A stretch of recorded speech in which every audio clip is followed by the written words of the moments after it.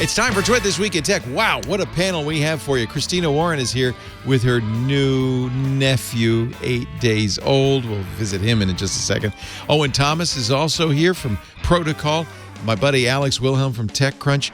Lots to talk about. Elon Musk cracks wise on SNL, and as a result, Dogecoin takes a tumble. The Facebook Oversight Board punts on the Trump decision right into Mark Zuckerberg's schnoz, and it's Google versus Roku in a fight to the finish. It's all coming up next on Twit.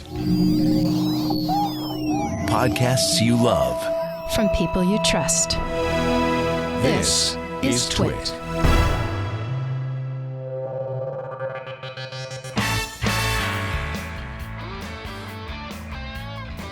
This is Twit, This Week in Tech, episode 822, recorded Sunday, May 9th, 2021.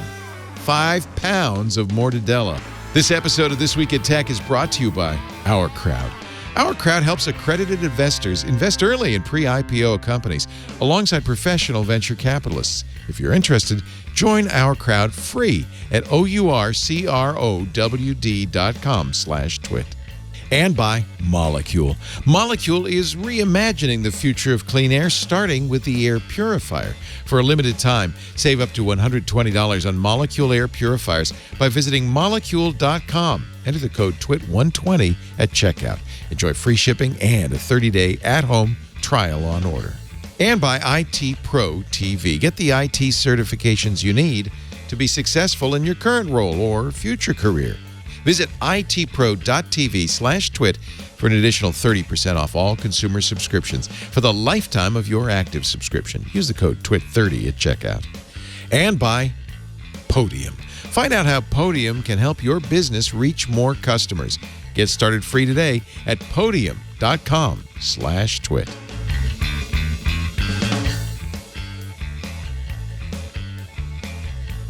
It's time for Twit This Week in Tech, the show where we cover the latest tech news. We have a fine panel.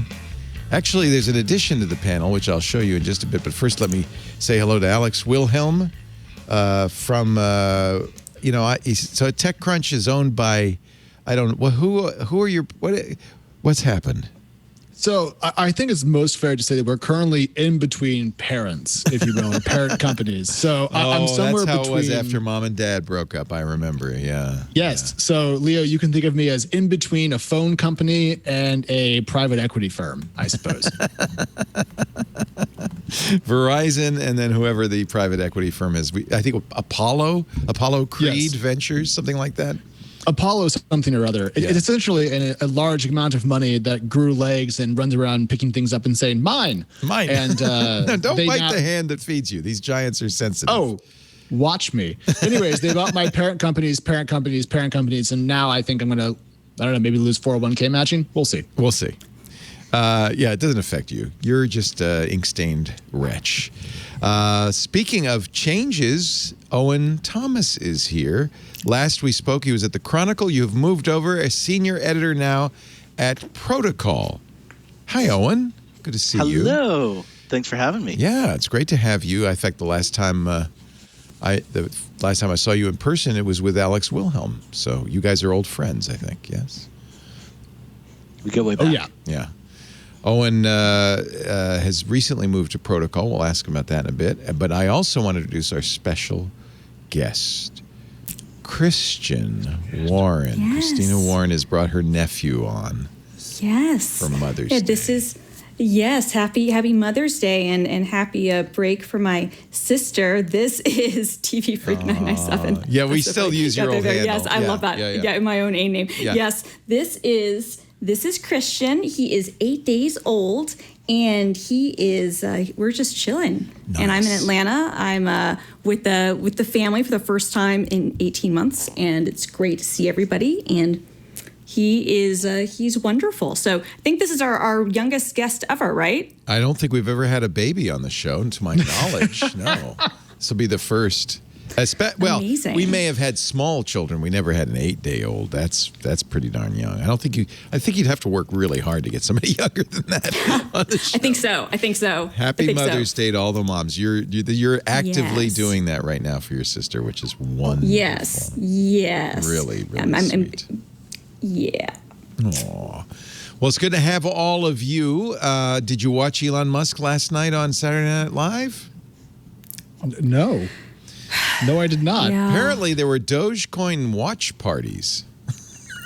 Oh, so they just watched us as the Doge disappeared? That's funny. Well, I think they thought Elon would say all sorts of nice things about Dogecoin because has in the past. In fact, I think you can credit Elon Musk with bringing Dogecoin up to, what was it, 60 cents? Somewhere it there, reached yeah. as high as 74. It hit 74 cents at one point, I think Saturday. Yeah. Or Yeah. Friday. I should have sold then. I didn't. I'm still how way much up, do you to be have? clear. How much do you my have? meme investment is... I have like 4,700 Doge. So, and my cost average is like, at this point, it's 24 cents. I originally got in at like 9 or 10 cents. So I'm up like $1,600 even with the fall. But I would have been up, more if the SNL thing hadn't been kind of a flop. My daughter on Friday texted me, literally, I should read the text. Hey, Dad, how do I buy Doge on Android? On Friday, and to which I said, now is not the time to buy it. It's at an all-time high. Little did I know. Yes. I know people who somebody was saying they made $15 just during Saturday Night Live alone. So he came on, he hosted Saturday Night Live. The bits I saw I could barely watch. It was painful. Terrible. During it, he says Doge is a hustle. Right before the show began, Dogecoin hit 70 cents. It slumped to 47 cents when the show started, did recover by 2 a.m. Eastern right after the show to 55 cents. And Robinhood actually was overwhelmed by crypto traders. They tweeted at 9:22 p.m. Pacific time, which is right in the middle of Saturday Night Live, we're currently experiencing issues with crypto trading. We're working to resolve this as soon as possible. It's Groundhog Day. Apparently, Yeah, I was gonna say this happens every time there's like a big rush on some sort of crypto. Suddenly, Robinhood just goes down. I mean, I'm not a conspiracy theorist, and I don't think they're doing it on purpose, but it definitely is one of those things that you could kind of roll your eyes a little bit. I'll just give you a little. I dumbly bought my Doge from them, but it's also like if it goes to zero, I don't care. It's an easy way to buy it. I think that's if I didn't want to keep my daughter from losing her pants, I would have I would have told her get Robinhood, but I wasn't going to tell her that. Absolutely. Well, Leah, I actually had a family member ask me the same question, like, how do I buy Doge? Because they started out asking me, how do I sign up for Robinhood? And I said, well, so why would you do trade that? Stocks? Yeah. Yeah. And, I started talking about the payment for order flow problems. And then it turned into Doge. And I was like, whoa. Because you can't actually buy cryptocurrency on Robinhood. Oh, what are you buying? You can give Robinhood money, and they'll put an entry in your account that says that you have however many Dogecoin. But Correct. You can't transfer it out, and you can't transfer cryptocurrency you own in. And there's no regulation now of this activity. So should you go to somewhere like Coinbase instead? Yeah, the problem is with Coinbase Doge Go ahead. doesn't do Coinbase, Doge. yeah, Doesn't do Doge. which really makes me wonder. Owen, let's be serious about this. Like, no one in the consumer world really wants to own a cryptocurrency. What they want is exposure to price appreciation of the cryptocurrency. And they can do that with Robinhood or, Cash App via Square, PayPal, whatever. And so I've been getting tweets about this all week. People telling me that, crypto volume on other provider X is not real because you don't own it. Not your keys, not your coins. People don't care. The mass market just wants to make money. And so this argument that you shouldn't buy stuff on Robinhood to me is specious. They just want the appreciation. You can't transfer it in, you can't transfer it out, and it randomly crashes. So how do you own it? If you randomly can't access it. The only concern I would have is if I buy it on Robinhood and they didn't really make that transaction and Dogecoin goes through the roof, can I reasonably expect to get that appreciation and somehow capitalize on it? Can I do anything with it after that? No. So the great news is that the Biden administration actually appointed one of the world's most sophisticated experts on cryptocurrencies, Gary Gensler, to be chair of the SEC. And he testified this week before Congress about all these problems. And what I think we're going to see is that the SEC is going to start regulating exchanges. They're not going to be regulating cryptocurrency like a stock, like really tightly. But I think I think the Robinhood example is a great case of why you need some regulation. Like Robinhood should be required to have some kind of uptime requirement. They should be required to let you transfer cryptocurrency in and out. And they should be required to make you good if you try to sell it and their systems crash and you can't sell it and the price drops. Yeah, no, I totally agree with that. I think that's completely reasonable. I do partially agree with Alex. I think that some people, especially for coins like Doge, where you don't really care so much if you're owning it on the blockchain, right? Like it's one of those things. Okay, fine, you own it, you don't. You're day trading it. It's a gamble. It is pure gambling. Like I put money into it. It is pure gambling. If it disappears, all of it tomorrow, fine.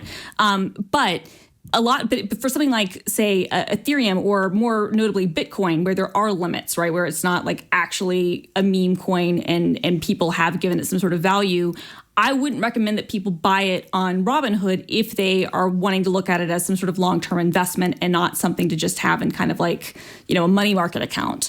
Because, as to Owen's point, you don't own it. They own the coin. You own whatever value it is at that moment. And because there's not the regulation and they don't have the uptime requirements like other exchanges, and I don't think Robinhood's going to go under, but if some of these services did, if something happened, they would probably be like, okay, well, we only owe you this amount, but we don't actually owe you the coin itself because it doesn't belong to you. So because we never really bought it in the first place. Exactly, because you're just buying the value of it in. That said, there are some real advantages of using Robinhood or PayPal or Cash App or whatever. One of them being the transaction times and those fees, because you can really quickly and make money speculatively if that's what you want to do without having to wait the time and pay the fee that you would have to pay with a normal exchange. I looked into buying Doge. This was in January. I looked at buying Doge on an actual exchange, and I realized there weren't any reputable ones I actually wanted to give my information to. So I was like, all right, fine, I'll open a Robinhood account. By the time it was approved, the meme had died, or so I thought, and I forgot about the account. And then 3.5 weeks ago, I started seeing the Doge was going up again, and I put money into it. And sadly, fortunately for me, but also hilariously, if it all goes, the opposite direction, it's funny either way. Like I've now like tripled my money. So there you go. I feel like this is, to say it's a meme coin is to really inflate the value of Ethereum or Bitcoin beyond. I mean, it's all the same stuff. It's crypto. It's let me play these. I just feel like, I don't know, between NFTs, Dogecoin going through the roof, GameSpot stock going through the roof, which is the last time you were on, Alex, by the way. Yep. I feel like we live in not the best time. I worry we're in the Weimar Republic right before the Nazis took power is what I worry about. Let me play this clip from Saturday Night Live, the only one I'll play. This is Elon Musk, who said, by the way, in his opening that he was the first Asperger's host of Saturday Night Live, which actually is not even true. Whether he's Asperger's or not, I don't know. Here he is playing a financial analyst named Lloyd Ostertag. They're a type of digital money, but instead of being controlled by a central government, they're decentralized using blockchain technology. All right, I've had enough. I can't watch anymore. It's just so awful. It's just so awful. I don't know. You know what would be great, Leo? Is if we had comedians go on SNL, because whenever they have a comedian on, the show is funny. Yeah. Whenever they bring someone on who's not a comedian. Yeah, he's not funny.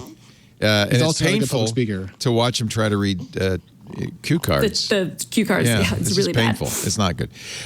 So I was going to play it until the point where he said that Dogecoin was just a hustle, but I think you got the point. I don't think we need to play any more of this. I wonder if I can buy some GameSpot stock right now and just go full circle. Yes, Alex? Yeah. So here's my thought about your point about, if you call Dogecoin a meme, what are Bitcoin and Ethereum? What's the difference? Yeah. I mean, it's all the same, isn't it? No. Well, here's my perspective on this, and I wrote about this a little bit this week on my personal blog, so that way I wouldn't get TC in trouble if people made fun of me. But to me, Ethereum as a crypto seems to be building a foundational layer. Other people are kind of building stuff. Like the whole NFT hype thing is kind of built on top of the Ethereum blockchain, and we could all quibble about NFTs and how material they are, how long they'll last, whatever. But it just goes to show that you can build stuff that consumers actually want to buy or use or invest in on top of Ethereum and the Ether coin. So cool, that's fine with me. But the arguments that Doge is just a meme, but Bitcoin is super solid is specious to me. And you say in the subhead, if Doge is dumb, then Bitcoin is dumb. Oh, wow. That's my personal blog on Twit. I didn't mean to try to endorse myself there. But yeah, so people were, some Bitcoin maximalists that I follow on Twitter were talking about how guys, be careful with Doge, put your money in Bitcoin. And I was like, well, that's quite a statement. And so I try to write about why I think it's a little bit silly. I think the hard cap argument's a little bit weak, et cetera, et cetera, et cetera. But I mean, at least Ethereum's a platform now. People are building companies on top of it. Okay. I'll get some. So you're saying there's some technology involved in Ethereum that makes it of more value, let's say, than Doge or Bitcoin. Is that what you're saying? Yep, because it's not just a quote, quote, store of value, which is essentially just, people buying it because they think other people are going to buy it, right? And so to me, Ethereum has functionality and it has use. It's not just...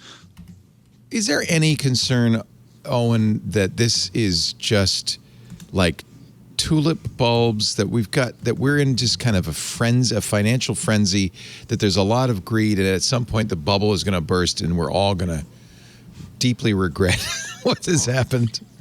I think if you look at the total market value of these cryptocurrencies, it's not at a point where I'd really worry about lasting damage to the world financial system. But some people are going to get hurt. I mean, clearly. Oh yeah. If my daughter had bought Dogecoin, she doesn't have a lot of money. That would not have been. Yeah, I think a top UK regulator said over the past week, if you invest in cryptocurrency, you should fully expect it to go to zero. You should be prepared for it to go to zero. And same thing with NFTs, right? Yeah, I mean, NFTs are different because they're not, each NFT is kind of bespoke. It's kind of its own thing. And so it's, sure, any NFT could go to zero, but with NFTs, I think the analogy would be like a piece of fine art. Or a baseball card. You're buying something. Yeah. It's highly speculative. You have no notion of whether it's going to go up or down. But that presumably, right? You're not. Yeah, and the problem is more that it's illiquid. You don't know that there will be a buyer, let alone multiple buyers. But people buy cryptocurrency as if they're buying stocks. It's an investment. I think that's the hardest thing about cryptocurrency. Is it a new technology? Is it a store of value? Is it a price appreciation, mechanism? I think people buy cryptocurrency for different reasons. I mean, you have to remember, in over the course of various financial crises over the past decade, there were countries that did not have stable currencies the American dollar, and they actually looked at Bitcoin mostly as this is something I can buy, and I can avoid my country's hyperinflation or collapsing banks or what have you. So there are actually real world examples where Bitcoin's been used as There are even some national banks, including our own Federal Reserve, looking at stablecoin as a possible offering, right? They're thinking about instead of just printing money, printing stablecoin. Stablecoin kind of takes that idea of fiat currency, of a currency that is just backed by a government, which some people argue is no better than a meme coin.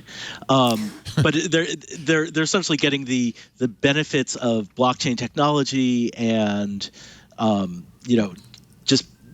the mechanisms by which you can trade cryptocurrency, but attaching it to a stable coin. But I think stable coins, the problem with stable coin is they're not exciting. Facebook's stable there's no coin, ups and downs. DM is, why would you want that? Right. I think the prospect of of making money is what draws a lot of people in. Yeah. I mean, that's 100% why, we have family members texting us about how do I buy Dogecoin? I think we've actually reached the end times because the star of the arch nemesis of the Tiger King, Carole Baskin, is now announcing she's releasing her own crypto coin. She calls it a purr-ency. Oh my gosh! If Carole Baskin is issuing a crypto coin, we're definitely at the end times. Leo, your discussion of everything being kind of in a mania at the same time is applicable to several parts of the economy. I mean, Owen and I spend a lot of time looking at the stock market, and we've been kind of enduring the rise of SPACs. And I think SPACs are a pretty good proxy for how speculative or risk on the traditional capital markets are. In the same way that NFTs and ICOs at different times have been, I think, kind of indicative of how speculative and risk on the crypto markets have been. But everything seems to be pretty heated at once. And, I don't know how long it's going to last. I think the youngest person here, so I have the least, financial historical lived knowledge. But to me, probably doesn't end well. When this stuff eventually unravels, but it certainly is entertaining and fun to watch in the meantime. I just don't have any of my personal assets in digital currencies because of journalism rules, but I would probably play along just for fun if I could. In most Western economies, we've had low inflation a long time, which means low interest rates. And the response to pretty much any kind of financial hiccup has been to batten down those interest rates to, as close to zero as possible. And so we've been kind of starved of, we've been starved of like sensible vehicles for appreciating in value because, interest rates are so low. You can't just put money in the bank. So I think that has driven the appetite for risk to a point where it does become kind of crazy because people are looking at it and saying, well, I don't feel like I can make really exciting gains in my 401k. The stock market has been doing more than okay. But, that's, putting their money in an ETF, slow and steady, dollar cost averaging, that's boring. So you kind of have people lacking entertainment, right? Because of the pandemic, they can't go watch sports, they can't go hang out at a bar, and super low interest rates. And it just, I think that creates this mania. Yeah. So the risk aside to individuals, so some people will lose their shirts. Is there a risk, though, to the financial stability of this country? Is there a risk to the markets, to the global economy? Is all of this investment in these kind of high-flying vehicles dangerous beyond just the risk to individual investors? We're starting to have a little exposure to the crypto economy in Coinbase, in Square, right? But I think if you look at those holdings as a percentage of the total market cap of the stock market, if something bad happened to those companies because of the crypto market, I think we'd still be okay. I think the exposure of mainstream financial institutions to cryptocurrencies is minimal, though Goldman Sachs is starting up a crypto trading desk. So that means they're going to have some crypto-related risk. Well, you remember what happened the last time the banks decided that they wanted to be players. We had the crash of 2008. There is that potential, but you're saying they're being a little wiser this time, and they're not. I just don't see a lot of. Yeah, I just don't see a lot of exposure right now. Right. But then again, the thing you worry about is when they start building derivatives off of this stuff, because that leverages risk. Yeah. So you get little swings making these giant swings. And that's when you start seeing Bank of America reporting, cryptocurrency derivative profits, run for the hills. Hide your heart, girl. Leo, can I tie this back to the tech world that we talk about? Because I think probably some people are like, oh my God, they're talking about finance. Yeah, this is not a finance show. I have two finance guys on. And of course, Christine is an expert on the speculative sneaker market. So I think really the three of you really are all up on this stuff, and I am not. But I do think it's tech in a way because, well, first it is kind of what it really is the impact of technologists on everything, and in this case, on the financial markets, right?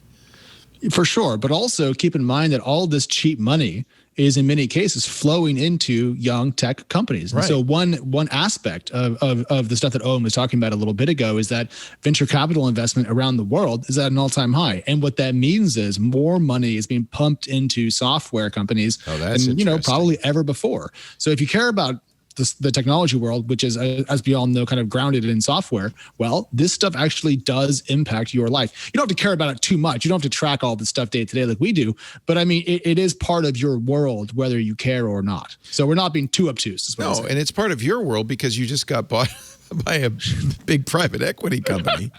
It hasn't right? closed yet, Leo. It hasn't closed yet. I still technically work for Verizon, so I expect my employee discount to persist. Thank you, Hans. It's funny because Verizon probably was a high-tech, thought of as a high-tech company 10 years ago or 20 years ago. Now it's an old media company selling off its assets to the latest thing, which is these private equities. These private equity companies are really chasing the same thing, aren't they, Owen? They're trying to chase growth in an era of low interest rates. Oh, absolutely. And, they are. And they're also taking big risks as a result. Yeah, no. Trying to make Yahoo a thing. I mean, that's been catching a falling knife for the past decade. Yeah. How many have caught that knife and regretted it? I mean, Marissa Mayer looked like she was turning it around, and then she wasn't. Yeah.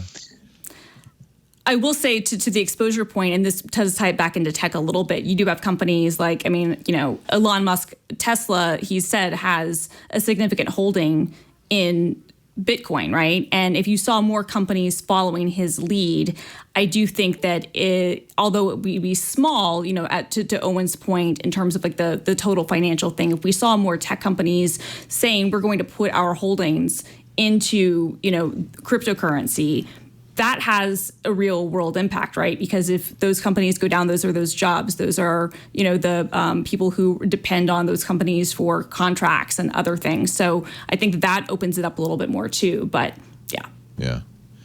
All right. Yeah, I don't want to become a financial podcast if I find this stuff confusing, but it does feel like it's verging into our consciousness. Right, Leo, you're wearing a vest. You look like a banker, my man. I feel like I dressed like a banker today. I thought I should talk about the markets and crypto. We do cover financial technology at Protocol. Some people call it fintech. I hate that word, but anyway, the point I've made about financial technology is like going back 50 years or so, like to the creation of Visa. No bank has been able to function without technology. So I'm not sure I even see the separation, frankly, between the modern world of finance and the But that's world of life. technology. That's what's happened universally in every aspect of life. That's the difference. Technology is now a big part of life. It used to be a sideshow when I first started covering it 30 years ago. It was a hobby for individuals. Now it's everything we do and everywhere we go. So in a way, what we cover now is broadened considerably to pretty much everything. I want to take a little break. We will come back. We have the traditional players, Amazon and Apple and Google and all, and Facebook. Actually, I want to talk about the Facebook Oversight Board when we come back. See how technology is now verging on politics. You can't get away from it. Our show today brought to you by a brand new sponsor. You guys will like this. In fact, I bet you know all about it. Our Crowd. You know Our Crowd? This is a very interesting company that will allow you, if you are a accredited investor, to get in on deals you would not normally be able to touch. If you are sitting back and looking at some of the best performing IPOs of last year and the year before and wondering, how can I get in? Our Crowd. Now, you have to be an accredited investor, and the rules for that will vary depending on which country, but you can easily find out if you go to ourcrowd.com and click the button that says, what is an accredited investor? It'll tell you what the limits are and so forth in each country. But if you are an accredited investor and you're looking to invest directly, easily, and most importantly, early on some of the most exciting new offerings, you're going to want to know about Our Crowd. Our Crowd investors have benefited. I could talk about past performance, which is no indication of future results, as they say. But companies like Beyond Meat, which was a huge exit for our crowd investors, or companies that are being bought now by Intel and Nike and Microsoft and Oracle. Our crowd is run by professional VCs. They do the research that would normally do as, any venture capitalist, but then you get to benefit by participating. They're investing at the same time as you. They're not selling you something. This is a way of you getting in with professional VCs on something. They've got a number of funds. They identify promising companies and funds across a range of sectors, stages, and global locations. There's medical technology. There's ag tech. Everybody agrees ag tech is going to be one of the next big areas. Food production, the robotic industry, multi-billion-dollar industry. There's a minimum. I want to be very clear. You have to be an accredited investor. There's a minimum of $10,000 required to invest. The terms will vary depending on the country you're coming from. You might want to know about our crowd. Investing in real companies, portfolio companies that are transforming the way we live, work, and play. To learn more and get in early, visit ourcrowd.com/twit. If you are looking to invest, you're going to want to know about our crowd. Free to join, by the way. ourcrowd.com/twit. I think it's a very interesting way to participate in what is clearly a revolution, a technological revolution. I think it's a great idea. Ourcrowd.com/twit. We thank them so much for supporting This Week in Tech. Facebook's Oversight Board has punted, I would say. This is a punt, I'm going to say. They were asked to rule on the suspension of the former president from Facebook. They are upholding the suspension. However, they say only for 6 months. Facebook has to review the matter, and they have to. They say that Facebook failed to impose the proper penalty. It was not appropriate for Facebook to impose the indeterminate, in other words, indefinite and standardless penalty of indefinite suspension.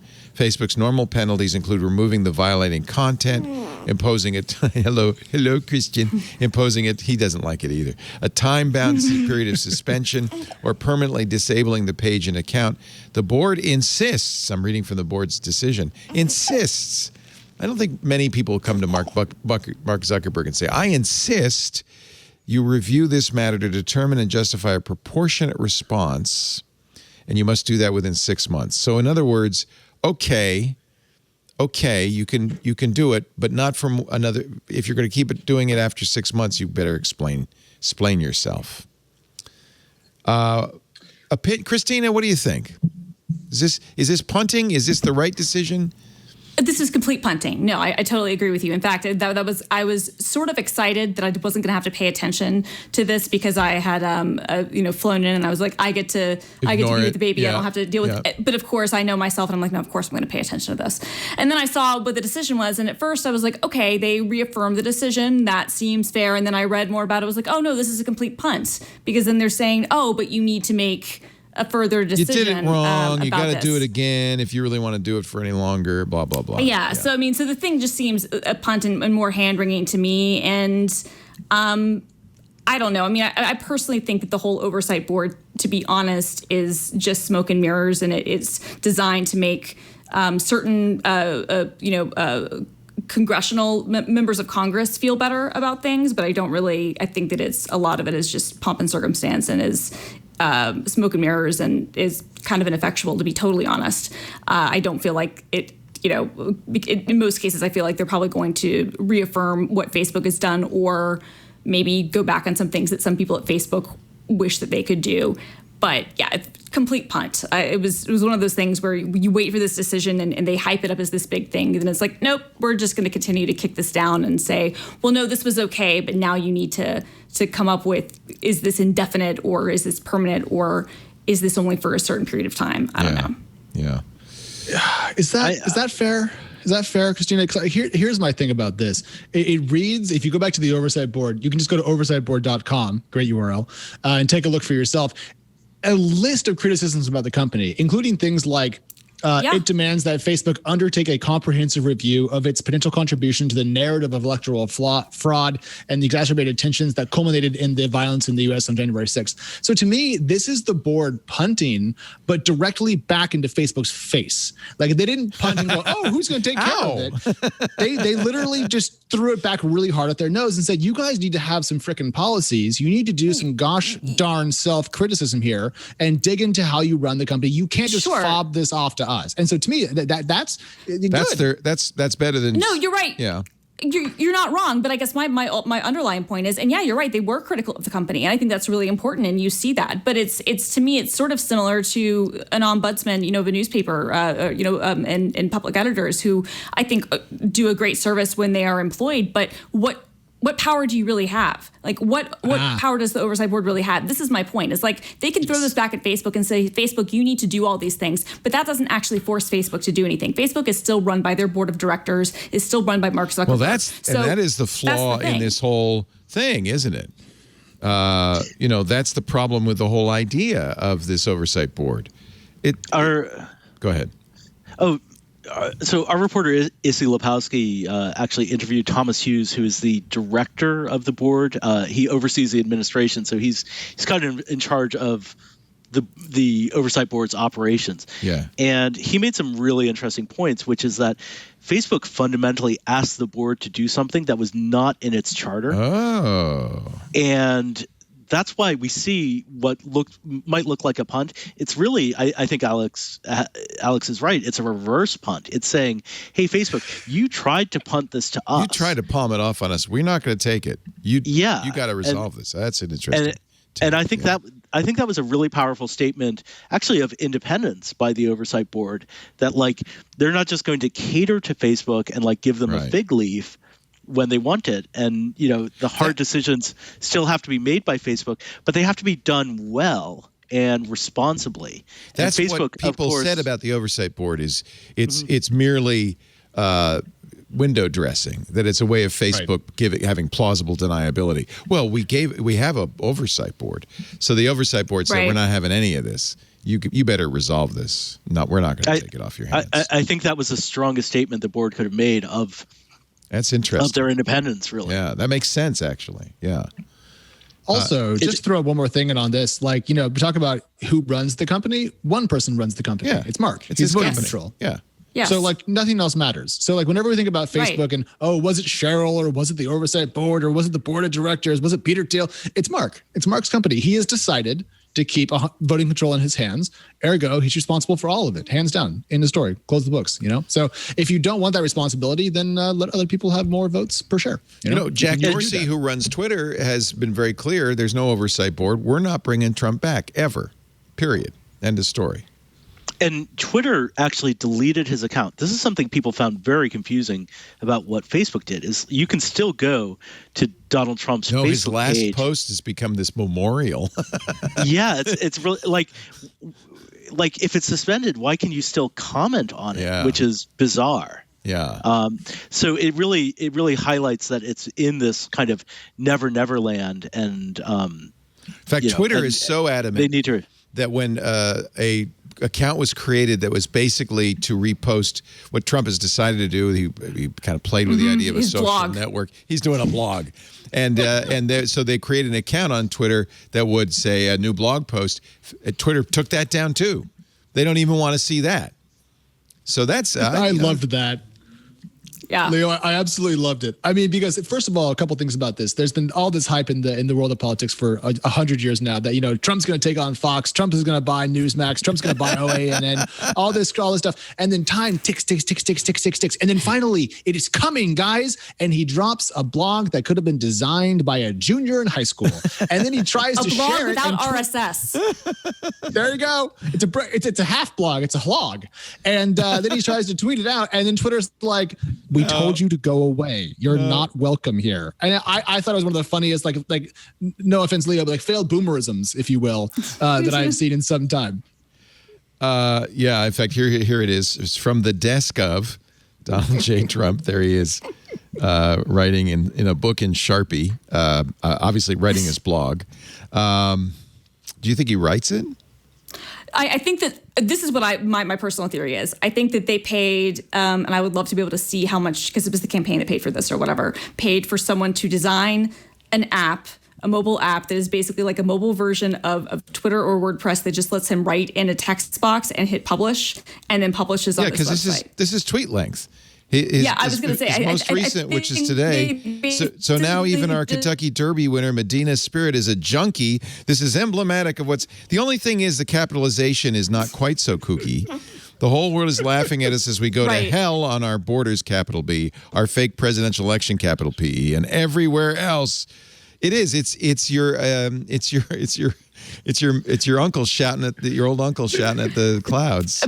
People were making jokes, and I love this. There was this thing in an early season of The Office where BJ Novak's character Ryan gave Creed a blog, and it was just a Word document that had a website that was like www.creedthoughts.com/www/creedthoughts or something like that, and people were making a meme that that's what this was, and they're not wrong. I feel like this is something where they're like, they opened up a Word document, they made like a one task app, that they charged way too much for, and we're like, here, just type in this and hit publish, and it'll go on the internet. Right. 100%. Because honestly, the former presidents have a pretty big opportunity to tell the world. He could go on TV, he could write a book, as Obama has done.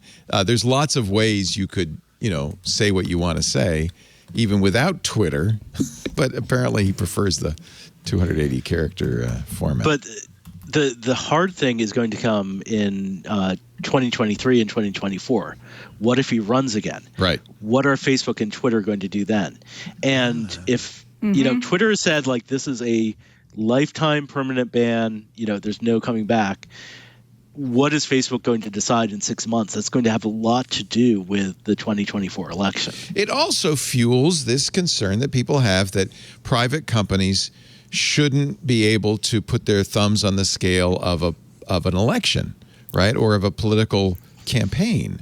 That if somebody gets a nomination and is running, he should be treated like everybody else. And so that is going to raise some very thorny ethical issues, I think. But on the flip side, go for it. Sorry, I was just going to say, but on the flip side, like, I think that then you're equating Twitter and Facebook to public, funded like network media, which goes back to like the FTC and in the 30s and radio and then television, right? FCC, like there's a reason why where the FCC, sorry, where you had those provisions in the FCC, and that's why you had to have equal time clauses, which don't exist anymore, but why those networks have to broadcast, simulcast, debates and things like that. I don't think that we're at the point where we can say, I mean, maybe on a cultural level, Twitter and Facebook have that influence, and I would argue that they do, but I don't know in terms of a funding perspective and oversight, and the fact that they were not created by the government, they weren't funded by those things, that they don't use airwaves in that way. I guess they technically use the internet, which goes back to ARPANET, but that's slightly different. I don't know if you can make that same claim that like you are owed as a candidate the right to be on Facebook or Twitter. Right. So our free speech principles have been designed around kind of like the idea of you're in Boston and you can go down to the Commons and you can shout whatever you want at anyone who happens to be there. But what if someone put up a toll gate in front of the Commons and said, we're going to decide if you can enter the Commons or not. And like, hey, once you get past us, you have completely free speech. But we're just going to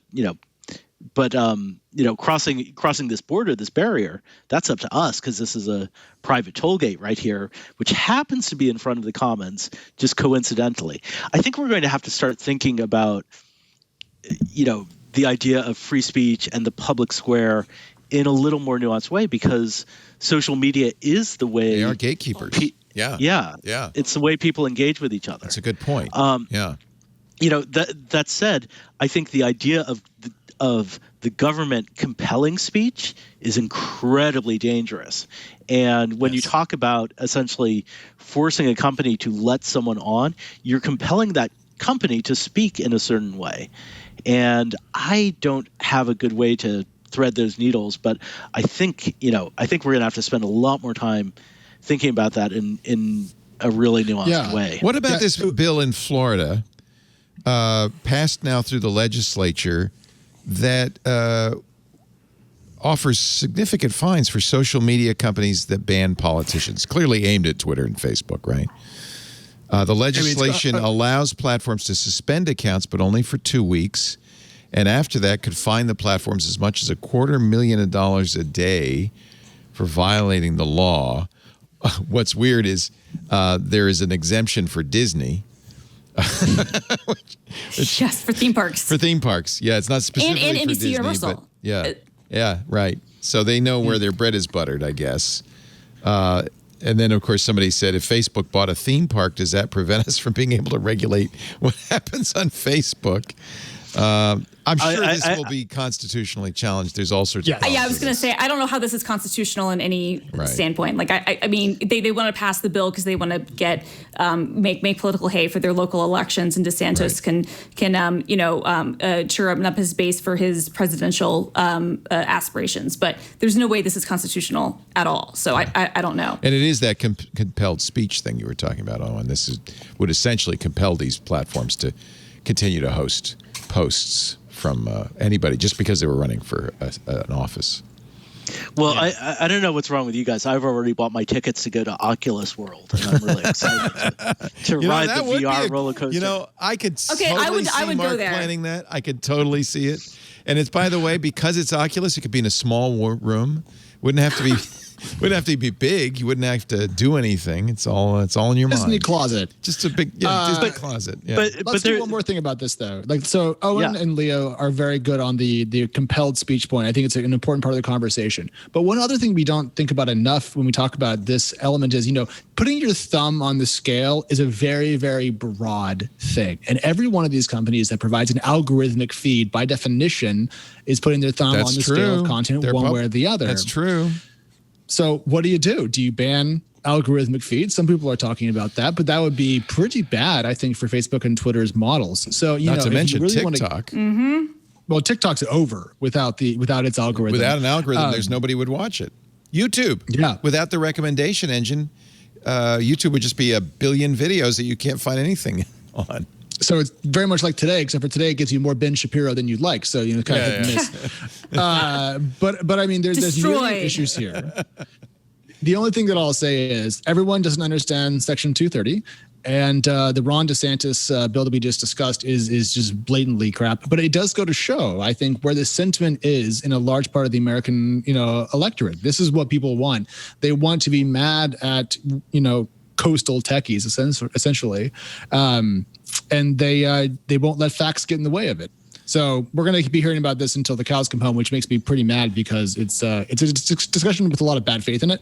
Absolutely. So it's pretty they tedious. know that it's unconstitutional. It's a state saying something about interstate commerce. It's a violation of the First Amendment. They know that. You're right. It's for talking points entirely. Yeah. Yep. Wait, I thought Florida was on the coast. Well, so Florida actually occupies a very specific part of space-time, Owen. It's where reality takes kind of a detour and bends around. Yeah, Alex knows this, right? You've been there. I've actually never been to Florida. I've avoided it my entire life. I thought we could saw it off from the bottom of the country and Florida's let it float a nice away. state. Florida's a good state. I do like your idea of a Disney World in the closet, though. I think that's an Oculus World. I like that too. I really think that might actually happen. I could see that. Are you listening, Mark? Here's some free ideas. Here's some free ideas. You want the metaverse, so you can do that. Yeah, I'm sorry. And if you're just tuning in, Christina is not nursing a baby. Don't get excited. This is her my nephew, Christian, and he's a really sweet 8-year-old. He's been very patient with us, even though 8 days, Leo, not 8 years. Did I say 8 years? 8 days. Yeah, you did. Important. If he was crying that much at 8 years, we'd have a problem. But in this case, it's very, very age appropriate. Yes. 8 years. Oh, no. Kindergarten. Our show today brought to you by the fresh air in our studio. You can breathe freely because we've got Molecule running. I've had Molecule at home for a long time. Lisa loves it. She knows when the Molecule's not working. She says, Did you unplug the Molecule by accident? Oh, yes. Because she can tell. She can tell. Indoor air, in general, can be up to 5 times worse than outdoor air. And if you're in an office, you're coming back to the office and you got to breathe that air, you want to tell them about Molecule. Molecules reimagining the future of clean air, starting with the air purifier. Now, we're not talking about a filtration system here. It's not an innovation on the existing filters, but it's a breakthrough in air purification called PICO, photoelectrochemical oxidation. It's got a catalyst in the and we got our molecule a couple of years ago. Really, just so cool.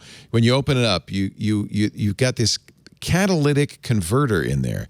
It's a piece of metal that actually traps the pollutants and then destroys them with light. Tiny particles that can't be captured by a filter, viruses, bacteria, mold, volatile organic compounds, things like formaldehyde, the gases coming off of carpeting, destroyed, not trapped, but destroyed. Molecular air purifiers are designed to protect homes, businesses, and medical spaces. There's a variety now, which is really nice. We got the original molecule air some years ago. We've got two at home. We had one in the studio. We just got the new big molecule for the studio, which I love. It's the Molecule Air Pro for rooms up to 1,000 square feet. There's a Molecule Air Mini if you've got a small room or maybe just want a bedroom, 250 square feet. The original Air, which we had for the 600 square feet. They also have the Mini Plus now, which has sensors in it.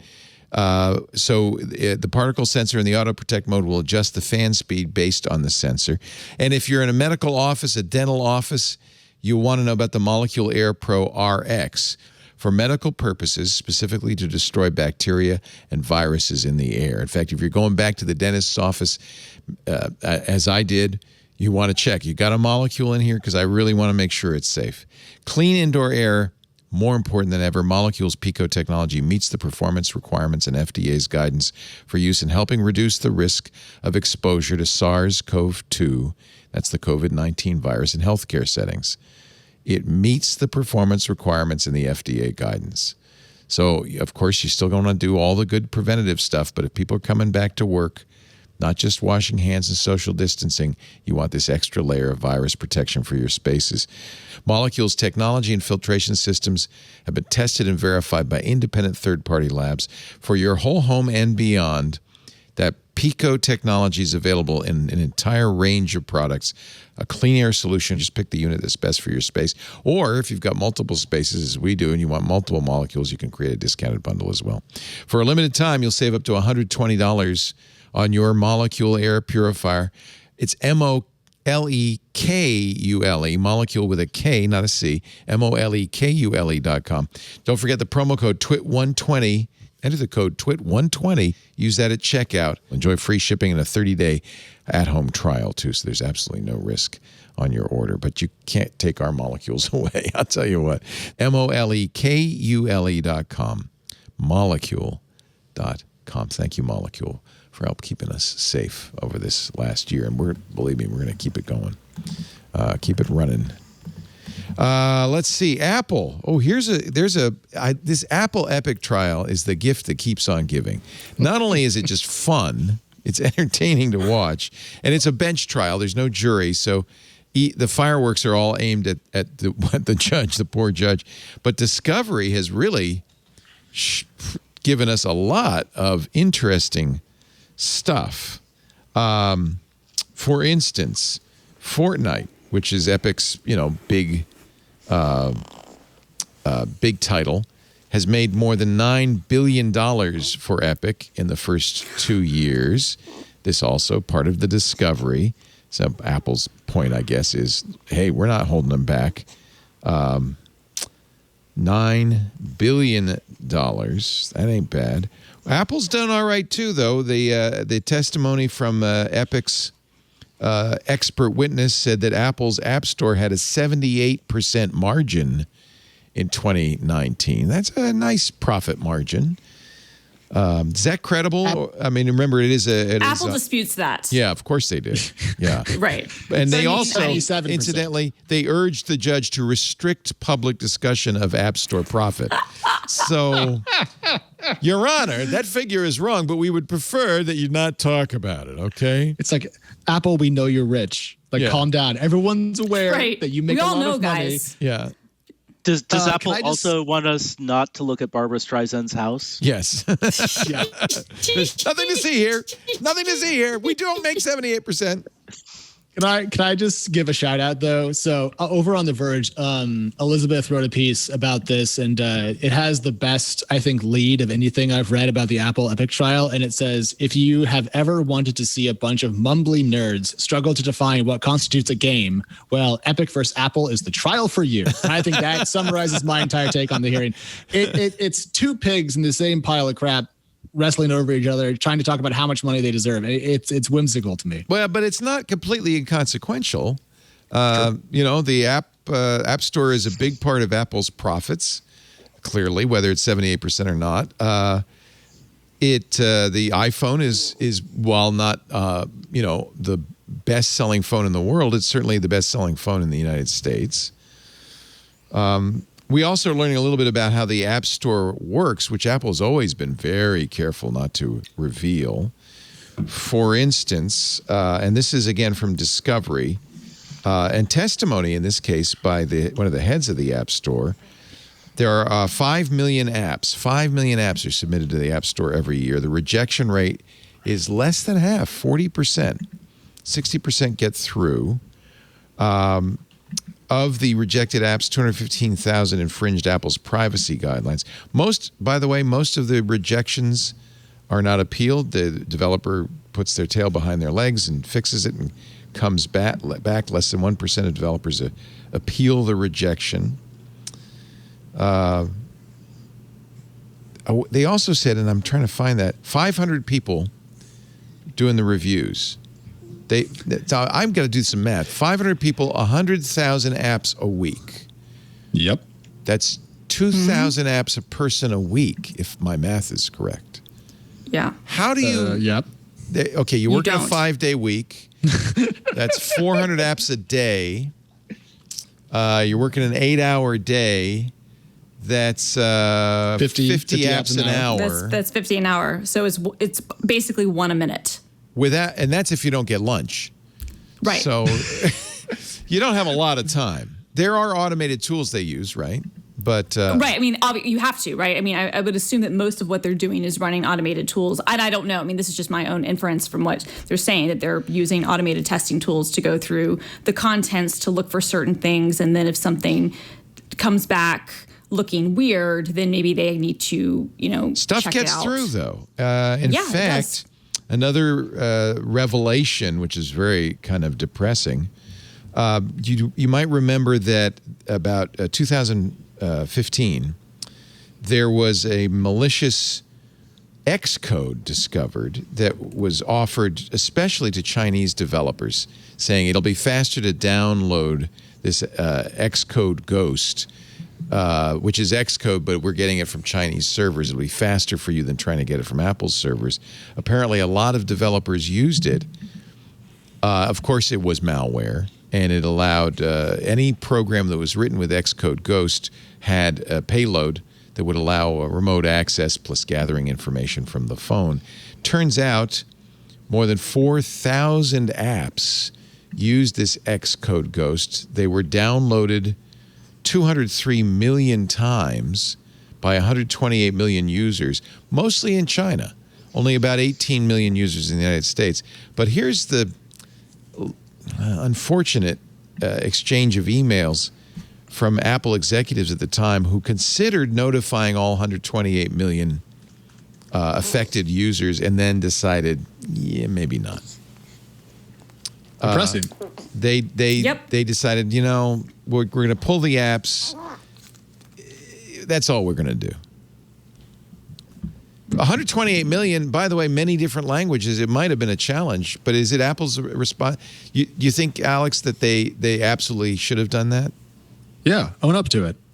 I mean, come on. If you have a mistake of this magnitude, if so many apps are written with a malicious IDE, I suppose, and you end up helping to compromise this many accounts, you should be honest about it. Speak about it. I mean, like Christina's on. So if Microsoft did this, I would say the same thing. Same thing about Alphabet or Google, whatever. Well, And in fairness, like we had a similar situation with that with the SolarWinds fiasco, right? So the SolarWinds thing that was SolarWinds software, but then it was able to make changes on people's machines. There's did Microsoft with the Exchange server issues? Did they notify all? They did patch it. I don't know if they notified everyone. It would be difficult, I think, to notify everyone. It would depend on how they joined. Or signed up for this service. Yeah. But I will say, I mean, it's one of those situations where there was public announcements all over the blogs, all the channels. A tool was created for people who don't have an IT administrator to go through and do things. I mean, it was not one of those things where it was not discussed, right? And to the point that actually, governments were taking, like local governments are taking the task of saying we might have to go through some of these servers ourselves to patch things if they're unpatched. Yeah. I mean, so... But the SolarWinds thing was another scenario where it's like, yeah, when that happened, you're public about it. Apple never even published a list of all the apps affected. They only published a list of the 25 most downloaded apps and said if users have one of these apps, they should update the affected app, which will fix the issue on the user's device. If the app is available in the App Store, it has been updated. If it isn't available, it should be updated very soon. It would have been nice to say, here's the 4,000 apps. If you have one of these, delete it immediately. That would have been the right thing to do. Right, or to release an app on the App Store that goes through and says, if you have this installed, put a pop-up that says, this is wrong and uninstall it. They have the ability to do this sort of thing. They haven't used it in the past, and I know that it would be a really slippery slope to do remote, removal or execution of stuff, but they have the ability to do that. I think for me, and I'm not advocating that they should have done that, but to me, yeah, to Alex's point, and I would say this for any company, if you do this, own up to it. But especially, it's the right thing to do, and it's the best thing for the safety of your customers. But secondarily, when your whole MO and a big part of your marketing campaign and a big part of the things that you say that you were better than everyone else at is privacy and security, when you don't do this to me is just like, how are you able to take the moral high ground in the things that you put with iOS 14.5 that make Facebook and Google and other places angry? How are you able to have that sense of, oh, we're so much better if you're not willing to own up when things go wrong and things were in your app store that were not that were created with a malicious IDE? Like, is it Apple's fault that the IDE was malicious? No. But once that stuff gets into your store, you owe it to your customers to be transparent about how they can know that happened and that they can get rid of those applications. By the way, with iOS 14.5, remember Facebook was very upset. Apple introduced its new application tracking system that allowed you to opt out of tracking. According to Flurry, 96% of iPhone users are opting out. It's as bad as Facebook worst nightmare. And why would anybody say yes if asked? But boy, I didn't think it'd be that high. 96%. I am vindicated, Leo. I am vindicated because people for so long have been telling me privacy is dead. No one cares about privacy. Alex, your complaints are stupid. You're archaic. You are a dinosaur. Please turn into oil so we can turn you to be useful. Look, I was right. People don't like to be tracked. When asked outright, do you want this app to track you? People say no. No. Heck no. And this is an emerging area for regulation. Congress is actually talking about dark patterns. So, the normal way Facebook asks users about privacy is, hey, would you like Facebook to be super duper awesome, fantastic, magnificent? That's exactly what they say. Click here if you want us to be, your Facebook to be more awesome. And, Apple has kind of called the bluff on the whole dark patterns industry here by having a very clear, like, hey, do you want to be tracked? Hey, if you're cool being tracked, then you can click here to let people track you. But there, when you bring these things out into the light, I think people are not very happy about them. This idea that people don't care about privacy is because companies like Facebook have worked very, very hard to make sure you don't understand what privacy even means. Yeah. It's 11% globally.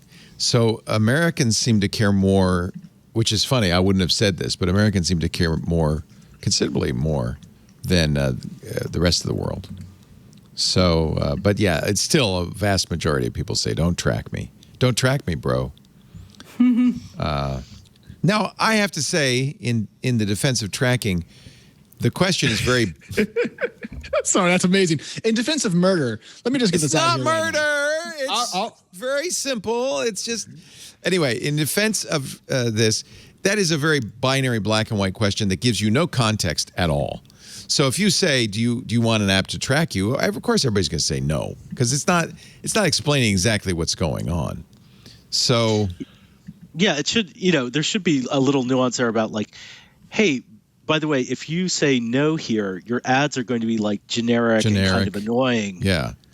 And you may be impacting the ability to monetize for some of your favorite apps and sites, et cetera, et cetera. I mean, there are reasons why you might want to say, yeah, go ahead, let him track me. I mean, honestly, it's not like letting him track me means that somebody in the CIA is going to have me on a screen at all times knowing everything I do. That's not what we're talking about. But that's what tracking implies, right? That somebody's watching everything you're doing. I think Facebook has done something really insidious too in their lobbying around this issue and the advertising campaigns small that businesses. they put out. Yeah. It's all about small businesses. I think Facebook and Google have done a fantastic thing for small businesses, and that's to make advertising easy to buy. But conflating the ease of use, the fact that you can just put a credit card down and very simply buy ads with targeting, I think that is so insidious. The truth is that the targeting, the micro targeting that Facebook allows, for most advertisers, that's kind of useless, because you just want to vaguely target it to a large group of people. You don't want to, if you're an e-commerce company, you don't want to micro-target it because you want a lot of people to buy it. You might want to get your ads in front of like relevant people and not waste your ads. But, the idea that you need like a lot of detailed information about people has been proven wrong in the marketplace. Everybody on this panel, everybody who listens to our shows knows what that means. But I would say of the 96% of people saying no, don't track me, more than half don't really know what they're saying no to. They just don't like the word track, And so I agree. I'm not on Facebook. I don't have anything to do with Facebook. I saw the other day on Reddit, I don't know if this is real or not, that somebody, Facebook from time to time will say, we want to make sure it's really you. Send us a picture of your driver's license, that kind of thing. I've seen that. Somebody said that the other day that Facebook said, we want to make sure this is really you. So we're going to now do face recognition on you. Hold your camera up, turn your face left and right so that we can check to make sure this is really you. And by the way, we'll throw out the data afterwards. Stop logging into Facebook.ru, everybody. That's not the place you want to go. So I think Facebook, unfortunately, is giving tracking a bad name. But there is, it's completely, I think maybe we're overreacting to that, thanks to Facebook. Interesting. Because I think, advertisers want to know that when they buy an ad, that it's going to go to somebody who's interested in their product, right? They don't want to buy an ad for Alex if he's not interested in men's hair care products. So they want to make sure that they advertise to people who are interested in buying. I don't think that for an advertiser, that's not an evil thing.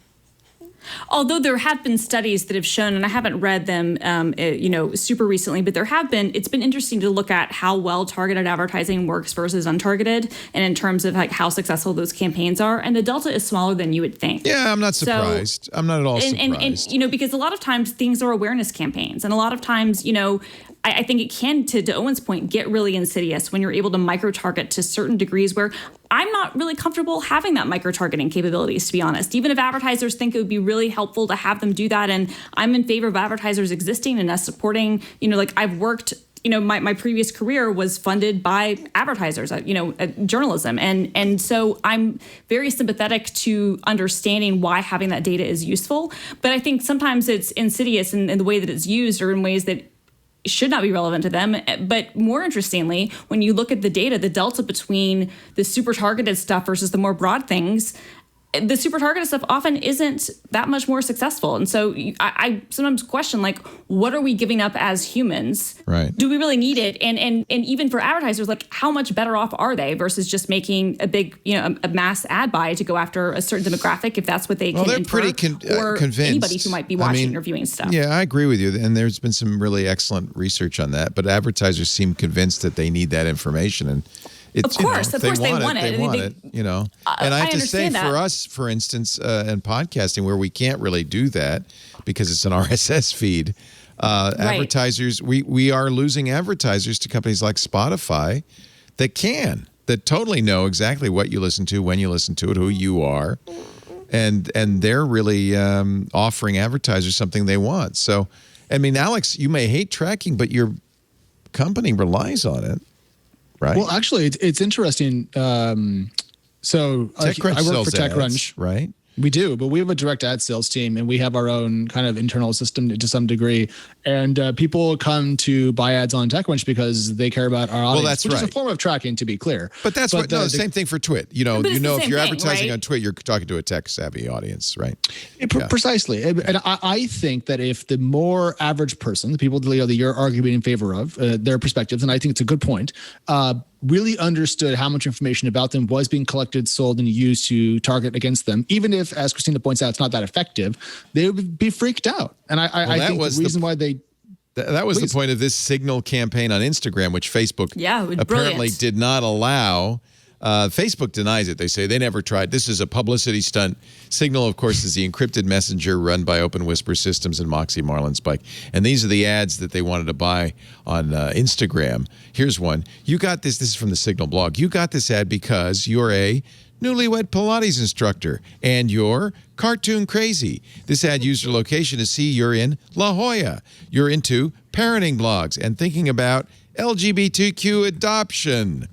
And there's more and more of these. Facebook apparently not only rejected the ads, but deleted Signal's account so they could never attempt this again. It's well within Facebook's rights. They deny that happened. Although Signal did post in the blog the actual screenshot of ad account disabled. So maybe. I have a theory here, and this is not to excuse Facebook's misdeeds, but I suspect Signal was trying to drill down in a way that Facebook's kind of protection mechanisms decided was someone trying to ferret out information or discover all the categories. Basically it probably looked like a competitor trying to derive information Signal from the competes system. Directly with Facebook Messenger. That's exactly what the point of the ads was, right? Yeah. But I think, I think the thing is there's probably one person like that ad, right? And Facebook's system is not designed to deliver an ad to one person. Yeah, right. Right. Furthermore, honestly, it's well within Facebook's rights not to accept an advertisement that slimes them and slanders them. No, I wouldn't accept it either. No, Leo is a ugly person, and you shouldn't listen to his shows. I'm not going to let you buy that ad. I'm sorry. He can't tie his tie very well. He smells I'm working on it. You don't know how I smell. You haven't been in here in years. Actually, your tie looks great, to be clear. I was picking a random, and I thought, innocuous thing to diss you on. But where you do see this kind of micro-targeting used effectively is in politics. Political campaigns. Yeah. Yes. Most famously, the Trump campaign, under Brad Parscale. We looked at the ad buys that political campaigns, I think actually the Trump campaign made, and they were all sub $100. So that means they're buying a handful of ads, highly targeted, and they're making thousands of buys. It's automated. And by the way, let's not forget, Facebook had a person embedded in the Trump campaign in 2016 to help them master that system, because this is the whole point of Facebook's advertising system. So I will agree with you that anybody who's paying any attention at all understands that there is absolutely ugly things being done with tracking, particularly by Facebook. But that question in iOS 14.5 is just, I mean, who's going to say yes? I'm surprised even 4% said yes. Yeah, go ahead, track me. I don't care. Yeah. You know who it know was? one You know who said person- yes? Those 4%? Sell ads. Lisa gets mad at me every time I turn on ad blocking because I do household-wide ad blocking. She says, Leo, we sell ads for a living. You cannot turn off ads. I was told by the TechCrunch ad team to whitelist our site after they figured out that I was ad blocking on TechCrunch. So I now do not block ads on my home site because it seems to be counterintuitive to my desire to stay employed with my current group of friends. Exactly. Oh yeah, I filed a bug report about our CMS the other week, because like the infinite scroll of stories wasn't working right or something like that, and they were like, do you have an ad blocker turned on? And like, whoops. Yes.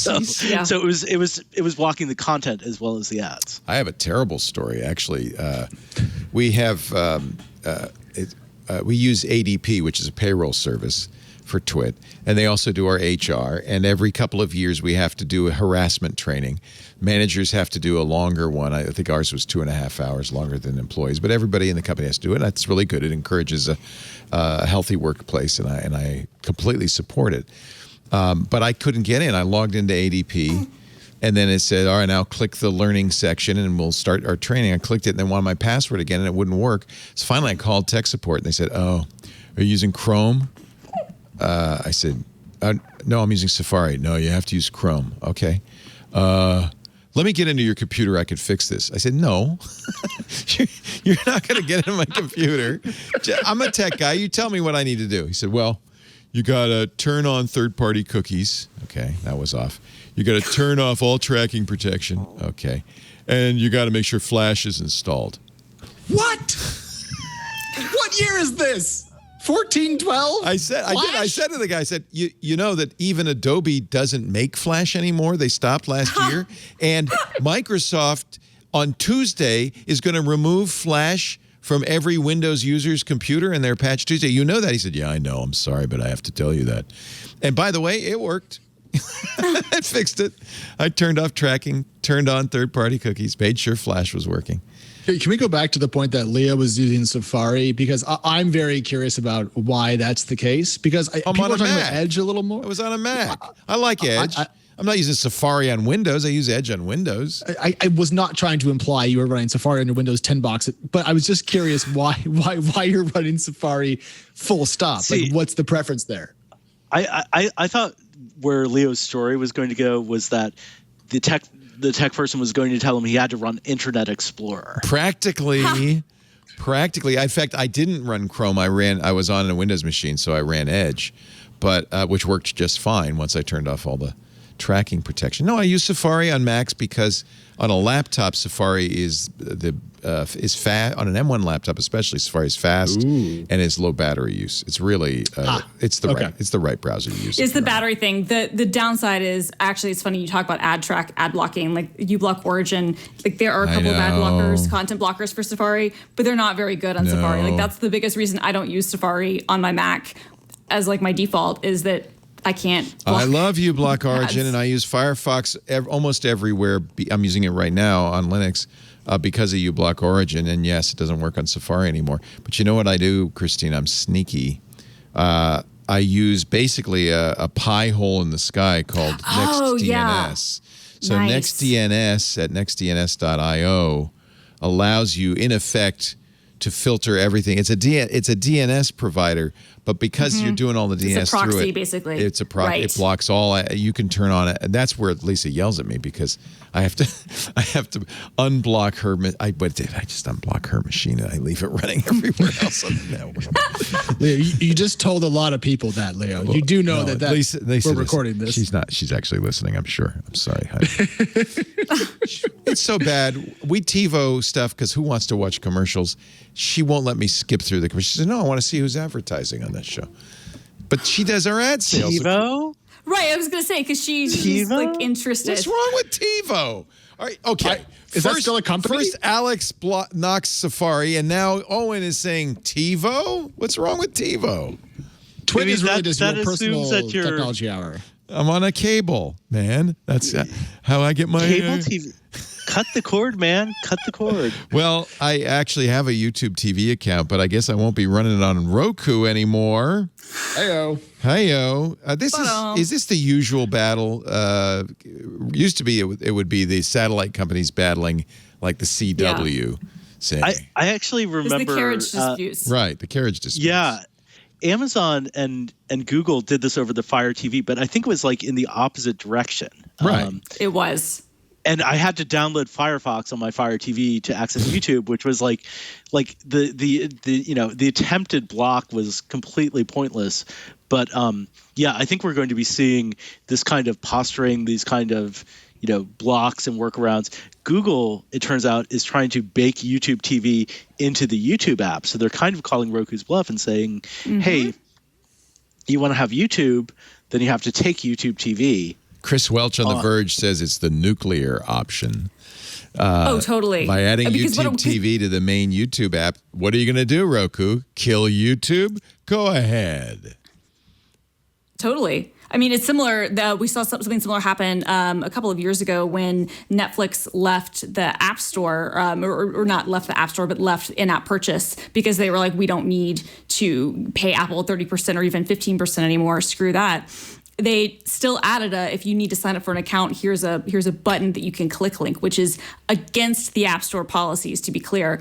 But what is Apple going to do? Kick Netflix out of the App Store? I mean, seriously, no, they're not. There was a time when I think you could argue that, Apple was more important than Netflix, was like the more powerful player in that relationship. But that is no longer the case. At this point, if Netflix wanted to call Apple's bluff, they would win. And it was clear when they, had that sign up link. I think they might have eventually gotten rid of it, but they had it there. And it's like, what are you going to do? Not let us have a link to sign up for an account. You think it's Google or Roku? Who's the villain in this? You know what? I think Roku is, even though most people are siding with Roku. I think that Roku is because, they seem to be wanting to change the carriage things. They seem to be wanting to use the time to renegotiate the YouTube TV contract to renegotiate the YouTube contract, which is going to be up in 6 months, which is fair. But don't do that and then expect the company who is Roku bigger than YouTube TV? Without a doubt. Is YouTube bigger than Roku? Undoubtedly. Right. Like, what are you doing, Roku? It's the battle of the giants, but we lose. It is. Customers lose. Well, that's the whole thing where I come down. Like, regardless of who is really more evil, and yeah, Google's probably posturing some, I'm always going to come down in favor of the consumer. And if the consumer is being told, I can no longer use my service that I've used successfully on this device because the device maker wants to get more money and wants to get a better ad split and wants something else from Google, me as the consumer, I don't care. It's the same reason we're in other carriage disputes. I didn't care if, ABC and Comcast were fighting. I just want to be able to watch the Super Bowl. Yeah. It's just the answer is not take it away from the consumer. And you're always going to blame, or at least I think you should, whoever is making it possible for the consumer not to be able to watch their content, regardless of who is more morally. Both parties are acting. So, Alex, you disagree? You think Google is the evil empire here? Well, I mean, Google is the bigger company. And just to be clear, I'm a YouTube TV subscriber and a YouTube user. Though I have a different solution to this problem. I have a similar issue with getting things to work on my Apple TV, but that's because the control interface is so bad you can't really make it work. Oh, God, that and remote. So I feel like that's... Oh, my God.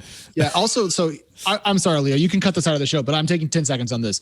I lost my Apple TV remote, so I used the app on my phone. There are two versions of it. One that you download, one that comes from your little pull-down screen. Right. Mm-hmm. They're different. Yeah. They never remember what television you're on. I have one Apple TV, and I always have to reselect it. And then sometimes they load the plus minus 10-second things. Sometimes they don't. Sometimes they just go away. It is the most infuriating experience that I've ever had to endure as a consumer. In Apple, you have literally God's own bank account. Hire one guy to make one good software app for your Apple TV. Yep. They literally do have one guy. The Apple remote software wasn't updated for years because he was transferred to another project, and eventually he said, you got to come back and update that remote because it literally is, Alex, one guy. And by the way, I could fix this, but you need to turn on third-party tracking cookies and enable Flash, and you won't have this problem. I'm just saying. I live on Apple products, and I just want to say, Same. Apple, call me. I've got about 6 things to fix, and then you'll be great. You'll be done. There are a few irritations, I admit. Here, let me just read this because this is Roku's statement about the whole thing. I just love it. It's salacious as hell. Google's actions so good. are the clear conduct of an unchecked monopolist bent on crushing fair competition and harming consumer choice. The bundling announcement by YouTube highlights the kind of predatory business practices used by Google that Congress, attorney generals, and regulatory bodies around the world are investigating. I'm sorry, Christian, but this is the world you were born into. Roku has not asked for $1 additional in financial value from YouTube TV. We have simply asked Google to stop their anti-competitive behavior of manipulating user search results to their unique financial benefit and to stop demanding access to sensitive data no other partner on our platform receives today. In response, Google has discontinued its practice of blatantly leveraging. I'm sorry, I'm turning into Hitler. I apologize. My poor ears. I have monitors on, and I just lost my hearing. I'm sorry. You're perfect. Don't worry. Are you okay, Leo? We're here for you. Yeah. I'm feeling better now. Thank you.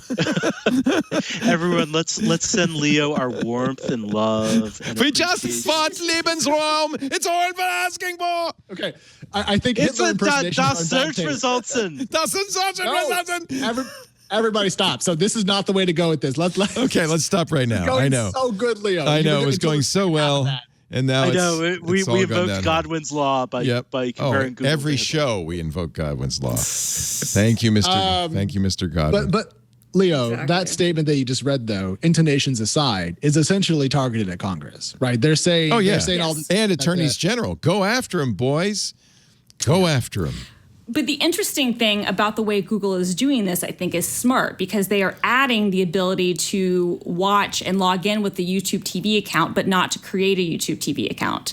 So the way that they updated it, I think, is actually really clever because you can't sign up for YouTube TV within that Roku app and within the regular YouTube account. You can just sign in if you're an existing subscriber, which I don't know if that's going to be enough, would be enough to convince Congress that they're not doing anything wrong. But it is a little bit different to say, we're not wanting to quibble over who gets more money over signups and this and that, which I think is what some of this comes down to. I think a lot of it really comes down to how content is displayed on the home screen and probably user data and some other insidious stuff that both companies are doing, which would make its users very unhappy if they knew all the dirty details.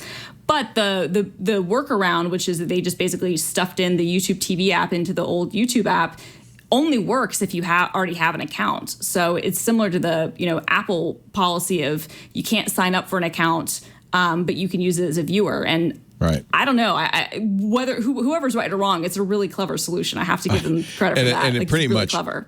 Unbeatable because Roku's not going to take the YouTube app off. That would be.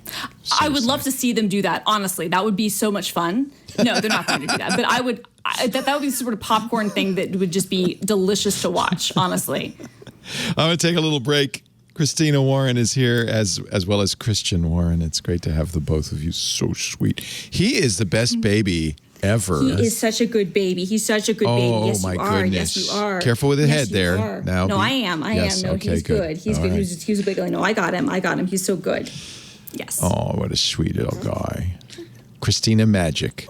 Also here, Owen Thomas, who is baby-free, senior editor at Protocol at Owen Thomas. But you are sporting a fantastic shirt. If you're not watching video, you're missing. That is a nice shirt. It's not a Hawaiian shirt exactly. It's just a shirt. It's pretty. I call it my podcast shirt. Oh, so you've worn it before, have you? For a live podcast, I think back in 2019. Okay. Not all the time. You don't wear it on everybody. When we used to... Do you remember like in-person recording those with days. Other people in the studio? You know what? Yeah. My dream is to get you three in this studio soon. Yes. I would love that. Alex Wilhelm used to come all the time. We always loved having you in. Alex Wilhelm at TechCrunch. Great to have all three of you. We had a fun week this week on Twit. The highlight reel does not feature me losing my marbles, but it does feature this. Watch. Ooh, what's this? Ooh, circuitry. Wow, isn't that nice? Wait, it had a Wait a COD? minute. There's Really? another tube. Where does that go? It's the colon tube. The colon tube. Ooh, Now, maybe we don't call it that, though. What do you, Jason? I'm just looking. Previously on Twit. Hands-on tech. I had the opportunity to get my hands on and play with an amazing camera. Let me tell you why this camera is $6,500. And no, you're probably not going to buy it. You still want to know what's going on with this camera. It's pretty daggum cool. Smart Tech Today.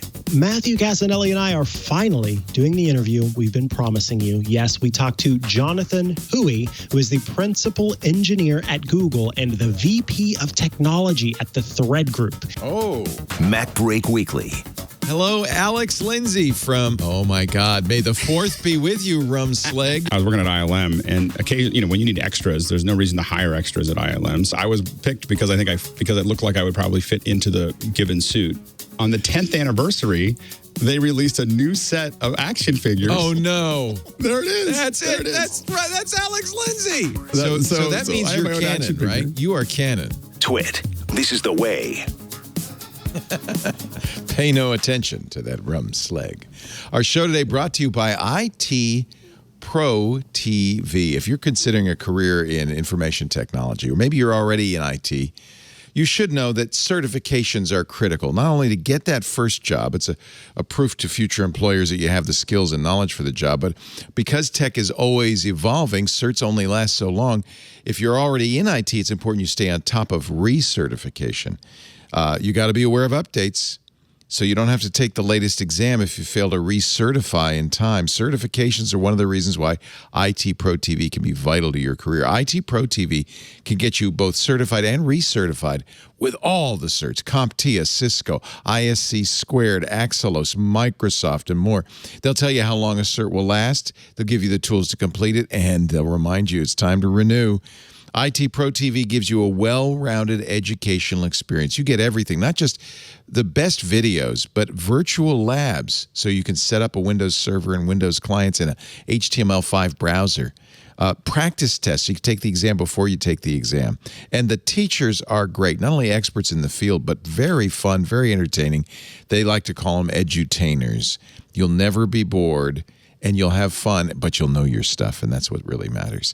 One reviewer said, IT Pro TV is hands down the best LMS site I've used. I've ascertained 4 certs using IT Pro TV. The edutainers are the best in my experience. The wonderful reviews for IT Pro TV go on and on. Read them on the website. I think you'll be impressed. And I've been there. I've been to their 7 studios in Gainesville. It is amazing. They are working Monday through Friday all day to produce new content for you. 5,800 hours of on-demand content now in their library. It's engaging. It's up to date. They're always keeping it up to date. Very important because exams change, technology changes, products get updated. The best part is you could do it all wherever you are, from the comfort of your own home, on your own schedule. You could stream their courses on your web browser, on Chromecast, on Roku, on Apple TV. Of course, they've got iOS and Android apps too. This month, May, is Cloud Month. There are some of the edutainers there. They're great people at IT Pro TV. May is Cloud Month at IT Pro TV. They have training on all 3 major cloud providers, AWS, Azure, and GCP, the Google Cloud platform. If you're looking to get certified or to get that first job, or to stay certified in your existing job, or to get new skills so you can get a better job, you're going to love IT Pro TV. And check out IT Pro TV if you've got an IT team that you want to keep up to date. They have a great team platform as well. Go to itpro.tv/twit. The offer code TWIT30, 30% off all consumer subscriptions as long as you stay active. So that could be years. And I think you'll want to stay active, because who wants to stop? itpro.tv/twit. The offer code is TWIT30 for an additional 30% off the lifetime of your active subscription. IT Pro TV. Build or expand your IT career. Enjoy the journey. We love it. We love them. IT Pro TV. itpro.tv/twit. Use the offer code TWIT30. You know, actually, we're talking about tracking. So many people contacted us and said, I don't want to be tracked. I don't want to have, and we don't track, but we have we log your IP address when you download it. We have a system, I think it works very well to keep you private, but also helps advertisers know how much traction they're getting on their advertising. We have a third party, there's actually a couple of them, Chartbeat and Pod Sites, that they take our logs, our IP addresses, they put a bug on the website of the advertiser, and then they compare. They never reveal the IP addresses to the advertiser, but they'll say something like 46% of the people who visited that site saw your ad on Twit, and that's the kind of thing, I think, in a way that's fairly safe. But even then, some people don't like it. uBlock Origin blocks Chartable and Pod Sites, so we always are having to tell people, you got to whitelist Twit and Chartable and Pod Sites and Megaphone, which we use for ad insertion. So we decided, you know what, there are people who don't want to be tracked. We're going to do a tracking-free version of Twit, and that's when we created Club Twit, which is ad-free versions of all our shows because there's no ads, there's no tracking. You can turn your filtering back on, your uBlock Origin back on. $7 a month gets you ad-free versions of all the shows, audio and video. But we also have, and it's turned out to be for me, the big attraction of this. We have a special Twit Plus feed with bonus content. But the big thing I love is our Discord, which is really fun. We set up stages. We've been doing some offhand shows that we couldn't do otherwise, like a Linux show. We did an Inside Twit podcast, Lisa and I. We make those available on the Twit Plus feed. The Discord is so much fun. So if you're interested, I just wanted to give a little plug for Club Twit. Go to twit.tv/clubtwit. It supports us, makes us less dependent on advertising, which these days is probably a good thing. There's no tracking. You don't have to worry about that. Your privacy is protected. And I think there's some good benefits as well. And I love the Discord. I really do. I think it's so much fun. Actually, it's a bit of a problem, Leo, because what I've discovered on this particular episode of Twit, this is my first time being on the Discord while we're talking, is that it's actually sufficiently funny as to be distracting. Oh, it's totally distracting. Yeah. A couple times I've been like, huh? Yeah. Yeah. So we also do. So we have an IRC. That's always going to be free. That's continuing to be free. We have a forums and we have a Mastodon and so forth. But the Discord is for the Club Twit members, and they're trying to distract you now, Alex. And so it's a lot of fun. And then we also we set up a stage. So this is basically their version of Clubhouse. In fact, it's down to the point where you can raise your hand. And you can, instead of leave quietly, exit quietly, but it's very much Clubhouse. And so if anybody, I'll open it up now. If anybody has a comment or a suggestion about tracking or anything else, just raise your hand and we'll take some people up on the stage and give you a chance to join the show for not forever, but briefly and talk about whatever we're talking about. Google, by the way, is going to turn on two-factor authentication for everybody automatically. I have mixed feelings about this. I tell everybody, turn on two-factor. You absolutely need it. But I think some people are going to be confused. Thursday, the company announced it will prompt pretty much all users to turn on two-factor. If you're already enrolled, it'll ask you to confirm you are who you say you are. And soon, Google plans to automatically have all users turn on two-factor automatically. It's a good thing, right? It's a security issue. What's the downside? I mean, to me, like two-factor authentication and password managers are like the bread and butter of reasonable security. So to me, I mean, like my first read, Leo, was like, great, but you're hesitant. Yeah. Well, I mean, banks do it, right? Most financial institutions will text you. It's not the best way, but at least, it is a second factor of authentication. When you sign up for a Google account, they usually ask for a secondary email and a phone number. And if those things have changed and you are automatically opting people into two-factor authentication, you could potentially put people in a situation where their second factor is a device they no longer have access to. And so that would be the only thing that would concern me, is that if you're opting people into it, you need to make sure that whatever information they've already given you that could be for that second factor is still something they have access to. Because I got my Gmail account in 2004 or whatever year it started, right? And my phone number, ironically, is still the same, but most people would not still have the same cell phone number that they had in 2004. And so if you had a situation like that, my fear is that when you opt people into these things, I think it's a good thing. I would be more in favor if every new account auto opted in. I think with existing accounts, you need to be really careful that people still have access to those things. Otherwise, you get people lose access to their accounts. And as we all have read many horror stories, if you can't get access to a Google account, you're basically SOL because you can't reach somebody at Google, for customer service to give you access. This is very that would be my only concern. They seem to enforce. I mean, it's because of them that we don't have extended certificates that last more than a year. It's because of them that HTTPS is ubiquitous because they said, well, you're not going to be ranked as well if you don't do it. Mm-hmm. They have been very quick to kind of strong arm people into doing what we might agree is the right thing, but it grates a little bit that they're just kind of doing it, Apple's done this, though, quite a lot. Yeah. They talk about removing things. They dropped the headphone jack. They're going wireless. They're willing to just make product movements, I think, that we then later on kind of cheer on. And so I'm just going to go ahead and say if Google hasn't thought through the obvious issues that we've just raised with this two-factor authentication push, shame on them.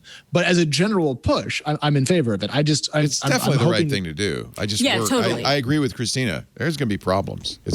I had a guy today called a radio show. He's a screenwriter. Spent a year writing a screenplay. It's somewhat his fault. His backup was to email it to himself on his Gmail account, right? So he lost the original. Now he can't get into his Gmail account. He lost the original because his laptop was stolen. And after his laptop was stolen, he lost access to a Gmail account, and he's going crazy. I can't get Google to reinstate my account. I have no copy of the screenplay. What do I do? And there isn't an answer. If you don't register that phone number or that secondary email address, you can lose a Google account, and it's hard to prove that it's your account. I'm kind of amazed we still let Google provide no customer service to a service that is so core to everyone's digital life. Yeah, that's what he said. Who can I call? I said, no one. Yeah. It's a free service. No one will answer. He said, yeah, I always get his bots. I said, yeah. I once had a caller said, I went down to the Google offices in Santa Monica and I knocked on the door, but they looked at me, but they wouldn't open it. So here's a small pro tip. So at the old TechCrunch office in San Francisco, right by Caltrain, people would occasionally just show up and try to get our attention that way. It's creepy. Yep. Don't do it. It's creepy. Don't do it. Yeah. Don't do that. At the same time, though, not to absolve Google for having customer service so poor that it's actually kind of a joke / meme at this point in time. Yeah. But yeah, if you don't have two-factor up on your main accounts, do it. And if you're not using a password manager, get on that. Because if you don't do those two things, you're just not taking your own security seriously. And when you call Leo's show, he will gently mock you in front of lots of people. I didn't mock him, but I have to admit, I kind of thought maybe that this was a plot point in the screenplay, and he was just checking to make sure he'd written it up right. That honestly, it felt odd. Sometimes it wasn't quite right. I think we need to remember the flip side of companies not taking privacy seriously. One incident very famously was when Yahoo got hacked. Yeah. And 1 billion accounts. 1 billion. And the security officials were all saying, you have to reset everyone's password. And Yahoo refused to do it because they were worried that too many users would delete their accounts, refuse to log in, stop logging in because they couldn't figure out how to, couldn't remember the new. Here's a perfect password. example. Twitter sets up a tip jar as a way to reward people you follow that you think would be, good.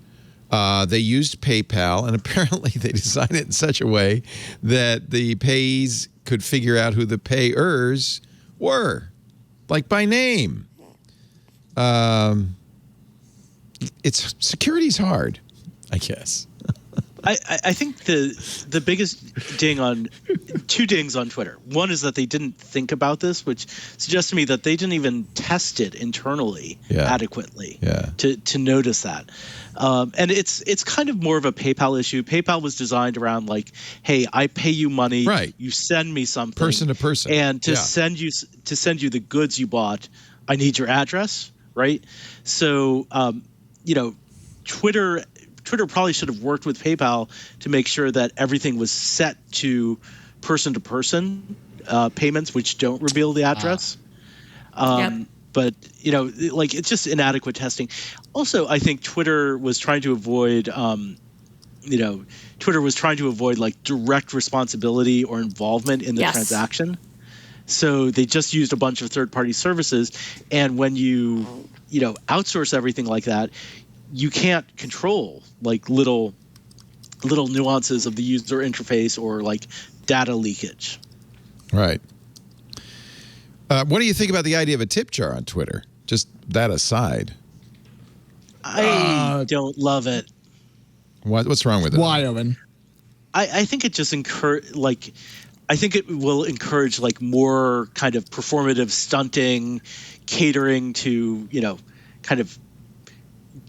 crowd. It's sort of the problem with the whole Substack universe. Like Substack is not going to save journalism. It's going to encourage a certain kind of opinion writing that is it's interesting that is already popular, because Twitter is really doubling down. They bought a Substack clone called Review.js, right?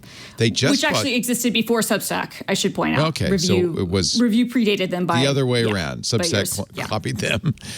They just bought Scroll, which is a really interesting service. I think Scroll's in a number of businesses, but the service I'm aware of, you pay a monthly, and in fact, I use it. You pay a monthly subscription fee, and they pay some of the journals you visit so that you don't have to see ads. Love that. Yeah. One thing I'm sad about, let me just check. Nuzzle. Yeah. And so Scroll bought Nuzzle, Jonathan Abrams' news company, which scraped my Twitter feed and gave me news. I just went to Nuzzle. It's been this way all day. I think they've already turned it off. They said they were going to. God, that's depressing. They'd even bother putting up a, sorry, Nuzzle's discontinued. I'm getting no connection. I can't get online. No, it doesn't exist. Sorry, go away. Is this me? Is this only me that's getting this? No, I think they said that it was going to shut down at a certain point. Totally, which is a shame because I liked Nuzzle a lot. It reminded me a lot of Think Up, which was a Neil Dash and Gina Trippiani's service, which then Twitter changed their API and wouldn't really work anymore. But and so they had to shut it down. But yeah, I mean, if you were somebody who followed a lot of people and used Twitter for certain things, like Nuzzle was great because you would get all the links people shared, and it would be ordered based on how many people shared that link, and it was really useful, really niche to be obviously, but obviously we all used it, so it must have been. I know. I mean, popular honestly, among journalists, I guess, right? I agree. Like, I mean, it would be smart for Twitter to productize this themselves. Well, one and of the things maybe Nuzzle even build had, it into review. And one of the things I think Twitter might be, they said they were going to incorporate parts of Nuzzle. By the way, I just went to Nuzzle.com and I got this. Nuzzle.com is parked free, courtesy of GoDaddy. Oof. That's a pretty bad sign. I think they're gone without a word. They didn't even say goodbye. It's just like, we're not going to pay for this. We're not going to renew it. My main thought on this is never attribute to malice that which can be adequately explained by incompetence. Yeah. And I'm not shocked that something Jonathan Abrams built is kind of buggy and not. Well, Scroll, that's mean. Scroll had owned it for 2-3 years now, so you can't blame Jonathan. He created Friendster. Though Scroll kind of blamed the original architecture and said that it just couldn't be updated. Yeah, okay.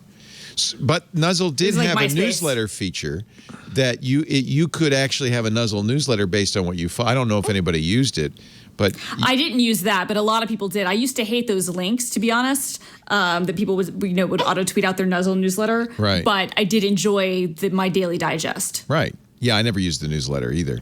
But you could, and I'm wondering, I think Twitter's getting into this newsletter business in some way. That's part of the reason they bought Scroll. Leo, I think you're dead on, but what they're building is a little bit more interesting than that, because when we think about Substack, I mean, Owen's comments aside about kind of what types of writers it's attracting, I mean, it's kind of mono feature, but what Twitter is building with Spaces, which is their kind of like Clubhousey type thing, with Review, a way to write longer form content on the site, and Scroll, a way to pay for content. They're building a set of tools for writers where writers already live and have their key social graph. That's a good point. They're already using Twitter to promote it, to say, I just wrote this.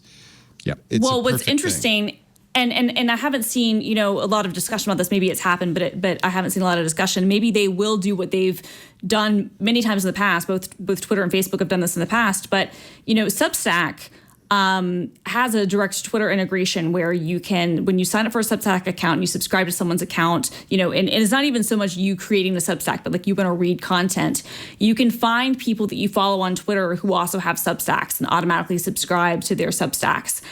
I have a Substack that I haven't used. My domain is christina.substack.com. I also have one I've never used. Yep.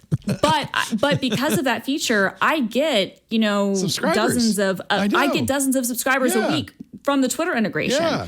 The interesting thing there is that if I were to use, and I've been toying around with wanting to do a newsletter for a long time, the appeal of Substack would be the network, right? And the platform effect. But obviously Twitter is where I have a lot of followers and where it would be useful to maybe think about using something like review. It would be interesting to think about if Twitter really does take this seriously. Like, do they cut off Substack's access? The way that they did with Meerkat back in the day, when they had the Periscope. Like, do they cut off that access for people to be able to discover, people they want to follow? That would be so anti-competitive, but but they've done it. Illegal, right? Yeah. No, they did. They did. Well, first, Instagram did it with Twitter because you used to be able to find and auto follow people on Instagram who, if you had a Twitter connection, and then Facebook cut that off. And then Twitter did it with Meerkat when Meerkat and Periscope launched, because you could discover people to follow on Meerkat through Twitter connections, and Twitter cut that off. So there's precedent there for them to do it. I hope they wouldn't, but they certainly could. And to Alex's point, since this is where writers live, if you're talking about having the mechanism to tip, having the mechanism to charge using Scroll, having the ability to do newsletters, you conceivably having spaces where you could maybe even possibly have that in some particular way, siloed if they wanted to say only people, of a certain thing can be in this group. They don't have that feature yet, but there's something to say that they could productize that. Like, that could be a really compelling offering that is different. And it's kind of a combination, like not different, but it's a combination of what a lot of other things do. And that could go a long way. Yeah. We're talking about platform risk. I mean, this entire show has been about platform risk. I mean, like the Roku YouTube thing is about platforms. The Apple Epic thing is about platforms. This Twitter discussion is about platforms and kind of who owns and controls them. And, going back to Owen's earlier point about trying to thread the needle between realizing that the world has changed and our old views of free speech probably don't perfectly fit the modern reality, and also not compelling corporate speech through various things. I mean, gosh darn. I mean, we could really use a smart person out there helping put this all together, but I feel like we don't have a good discourse around this because people are still kind of not waking up. I hate that phrase, but like coming to grips with the power of platforms in the modern internet era and what they mean. I don't have the solutions to these problems, but if Twitter does deprecate other companies' neat products and integrations in favor of their own, I'll be peeved. But I can't go anywhere. I'm not going to lose my Twitter followers. Well, that's exactly the point, right? They can get away with it. There's a whole history here, and Alex and I have this joke. This is hitting the Owen history button, but Facebook actually pulled this on Twitter very early on. Twitter tried to develop a system where you could find your Facebook friends who had Twitter accounts, and Facebook shut that down. So fast forward a few years, Instagram had a tight integration. That's right. With Twitter. Sure did. That's what I said. Yeah. Right, which is why and Instagram they shut that accounts off. And then and then there was Vine, which also got kneecapped by Facebook as soon as Twitter bought it. Is that what happened to Vine? Is that it wasn't a mismanagement on Twitter's part? Is that Facebook killed it in effect by blocking? Well, I mean, it was definitely mismanagement on Twitter's part, but the fact that the fact it was that a bunch you of couldn't things. find your Facebook friends. Twitter pissed off all the Vine creators who came to Twitter and said, "Hey, pay us," and Twitter said, "No." And that was right. I mean, you also had so you had that instance. I'm trying to think if there's another one. Oh, this was one. Remember Ping, Apple's Ping music service? Yeah. So it launched for like 2 days, and it had Facebook integration, and you could follow people that were your Facebook friends. You could connect it with Ping and follow people, and then Steve Jobs and Mark Zuckerberg had a fight, and all of a sudden Ping lost Facebook support. Oh, and that's the kiss of death for a social network. And that was one of the many reasons why Ping died, honestly, was that how are you going to discover and find anybody when you have no social graph interaction? So those things, to Alex's point, are really powerful. And to Owen's point, yeah, we've mentioned this has happened many times in the past, but it is one of those interesting things. Like, I think you have to be careful if you're a company and you become too reliant on someone else. Now, to be clear, I don't think Substack is. Like, I don't think Substack is going to be hurting if people don't have the ability to follow. Like, Substack themselves, I don't think would be hurting if they lost the Twitter integration. That said, I do think Substack writers would be hurt if people wouldn't be able to do that. And to be even more clear, I don't think Substack cares about that. Like, I don't think that's Substack's concern. But Substack writers who have a big Twitter platform, that could be the sort of thing that, for me, I'd be like, well, if that feature goes away and my biggest audience is on Twitter, I might as well use the Twitter newsletter service. Yeah. I mean, Substack has said that one of the factors they use to decide whether to pay a writer in advance to start writing on Substack is the size of their social media following. Oh, of course it is. Of course it is. But I just mean in terms of like having that integration there. Like, I don't think Substack would worry if people couldn't follow directly from or subscribe directly from the service when they sign up for a reader account, right? So, because if you've got a big enough of a brand, like if Leo wanted to start a newsletter, whether or not there was any integration there, he's got his mass following, regardless of how easy it is to sign up in their app. Well, now you got me intrigued. So I have 500,000 followers, 531,000 followers on Twitter, 250,000 of which are bots, but let's not talk about that. Could I make money? Could I go to Substack and say, hey, I got 500,000 followers. Give me money? Yep. Probably. Yeah. Really? I think they would. How much I mean, money? think about what it. What kind of money we're talking here? A couple $100K. I mean, What? based on how much Really? they're paid. Yeah, I mean, some Substack Pro advances are relatively material. You know, but they I make wanna money on those? I mean, don't they make money on, I'm trying to think of some people that they gave. Who did they give, Owen? They gave somebody $250,000, but they made $500,000 in subscriptions. Iglesias. Matt Iglesias. Matt Iglesias, yeah, the Vox. So that's because he has a big following, because he was a founder of Vox. Yeah. Yeah. And he had a blog before Vox. He would have been smart not to have taken the deal, in fact. Yes. Yeah. All this stuff that we're talking about, It's a hedge. Twitter, all the stuff we're talking about, Twitter and its media efforts and Substack and subscriptions, and even, I mean, honestly, Club Twit, to what you're currently working on, to me is trying to build a better economic foundation under what people call content creation, which I despise. I would say creative work through a particular medium, but like writing, podcasting, et cetera. It's trying to get more kind of consumer dollars into it to make it a bit more sustainable and just more viable. And I gotta say, as someone who has essentially spent his entire professional life writing for a living, I'm stoked. You know, I'm optimistic about a lot of this stuff. Not all of it's working out great so far. There are problems here and there, but like at least Twitter is trying to make something that's going to put a couple of dollars into journalism. At least Substack is trying a cool newish model. You know, I mean, I'm bullish, and I know Owen's going to tell me this happened in '94, but like, you know, it still makes my heart warm to some degree to feel oddly valued by technology companies instead of treated like a cog. I want to take this opportunity to announce the launch of my Twitch streaming channel. I'd be playing Valheim till the cows come home. See, I even got the cool hat. Nice. Yeah, it's very exciting. Everybody can join me while I sail around in a boat. What game is this? It's Minecraft for Vikings. It's called Valheim. It's great fun. I just bought Crusader Kings 3, and I understand it about as well as I understood that explanation. No, this is you mine, you build, you fight creeps, and it's just and then you do sailing, a lot of sailing, because the distances are vast, and I think in this sail I run into a troll at some point. And, almost get my boat destroyed. A metaphorical troll or a giant blue troll? 20-foot tall troll wielding a tree trunk as a weapon. Someone called this game Cyberpunk 2077 set in 1495, and that's one of the funniest sentences I've ever read. Shout out to Doug for that one on the Discord. It's not as exciting as Cyberpunk. It really isn't. It's it's an open world. I guess you could say that for it. A lot of sailing. The colors are great. It's actually very pretty. I love the blue to purple there is fantastic. Where do you see the sunset? I'm kind of into those. Where do you see the sunset? Because it's the golden hour is wonderful. And then I have a little house that I wander around and make things and travel around. And then there's different biomes. There's the woods. Isn't that pretty?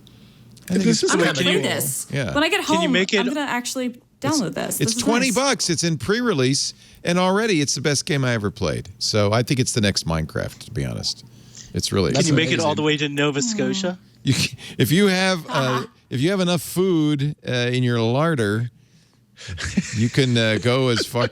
The world is giant. It's really big. It's a giant globe, and I've only explored a small fraction of it. But oh man, I love technology, Leo. I mean, I'm literally watching a replay of your Twitch while talking to you about it on a podcast after discussing media relations between platform companies, after discussing the importance of free speech. Later, like technology is so great. Later, we'll make a ham sandwich together. It's great. God, I love it. Pseudo make me a ham sandwich. We're gonna take a little break so that I can pay for my my Valheim stream.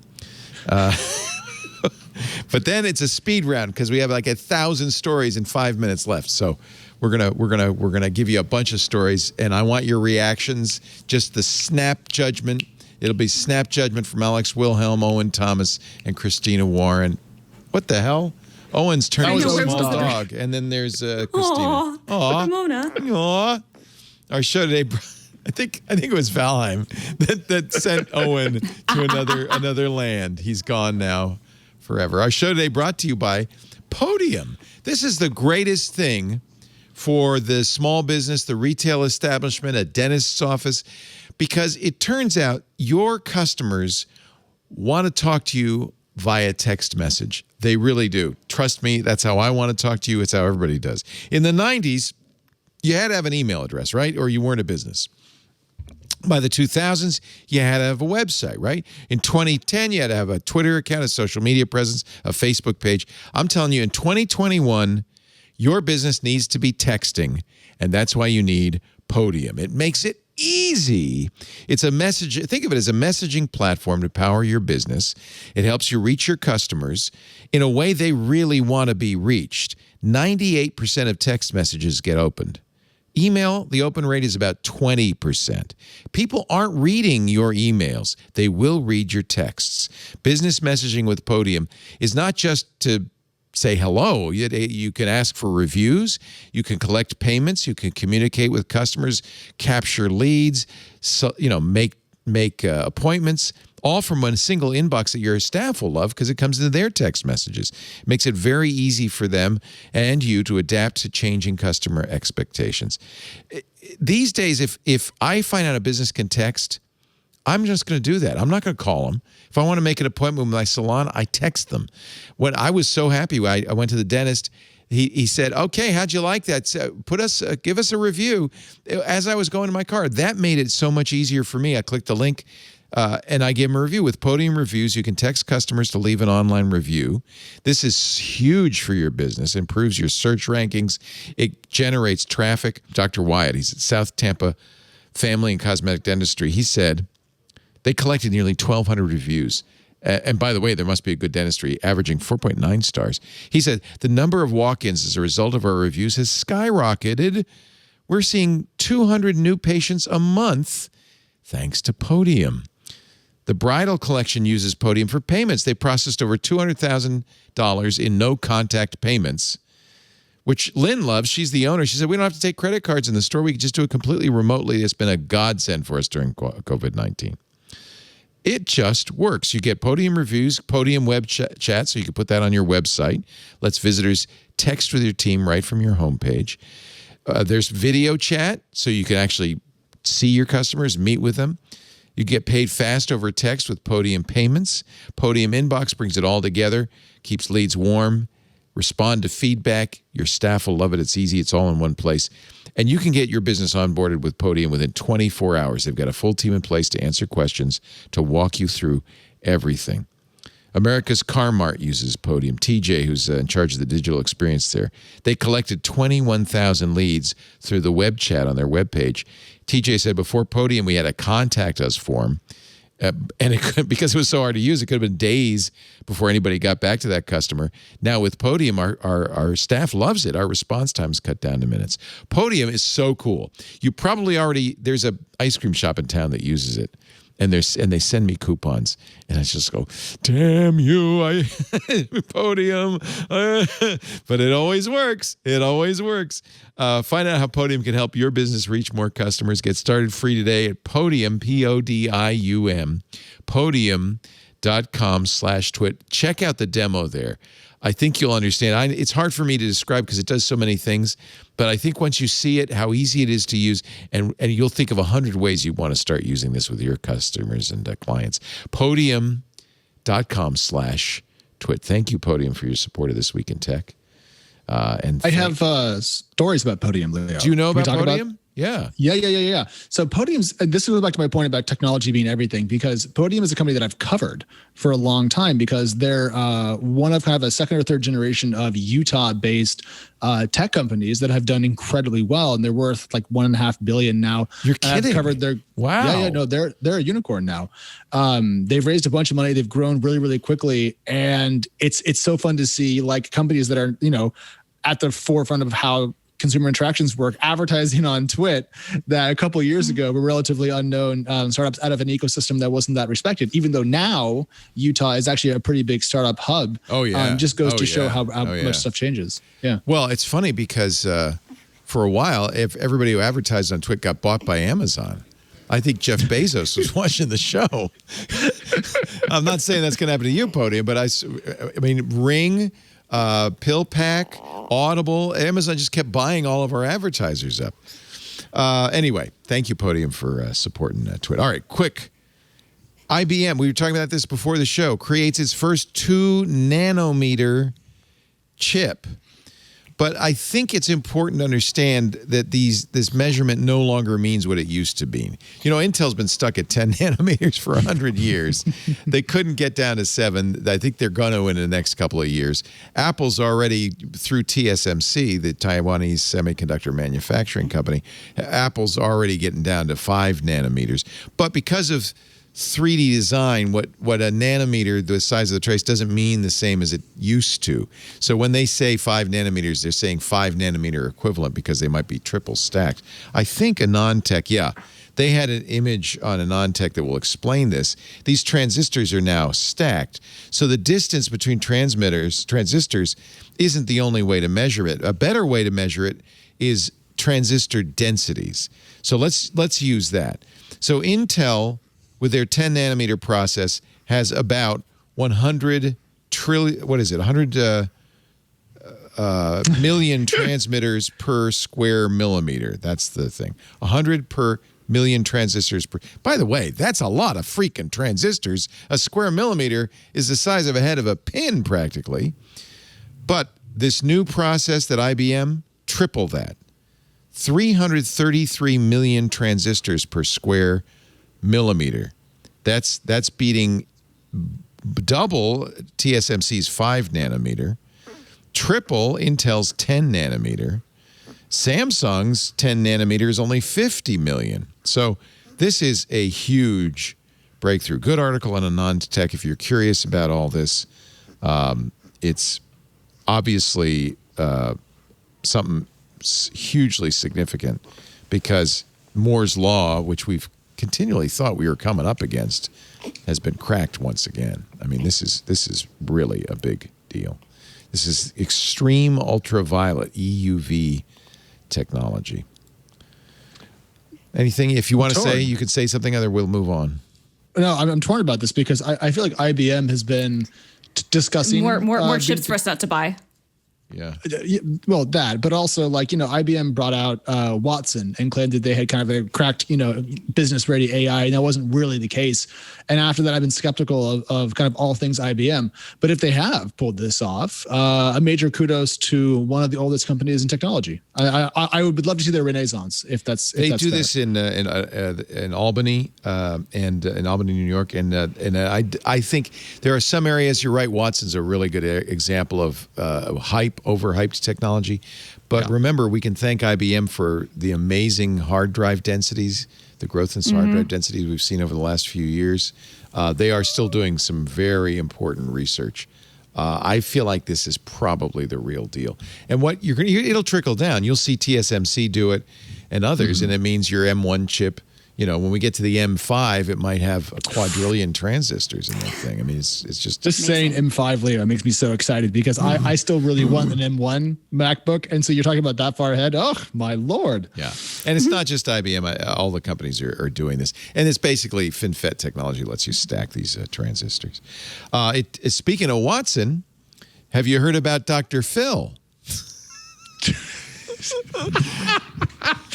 That was terrible. All right, tell me about Dr. Phil. Dr. Phil is a crossword puzzle bot that has, for the first time,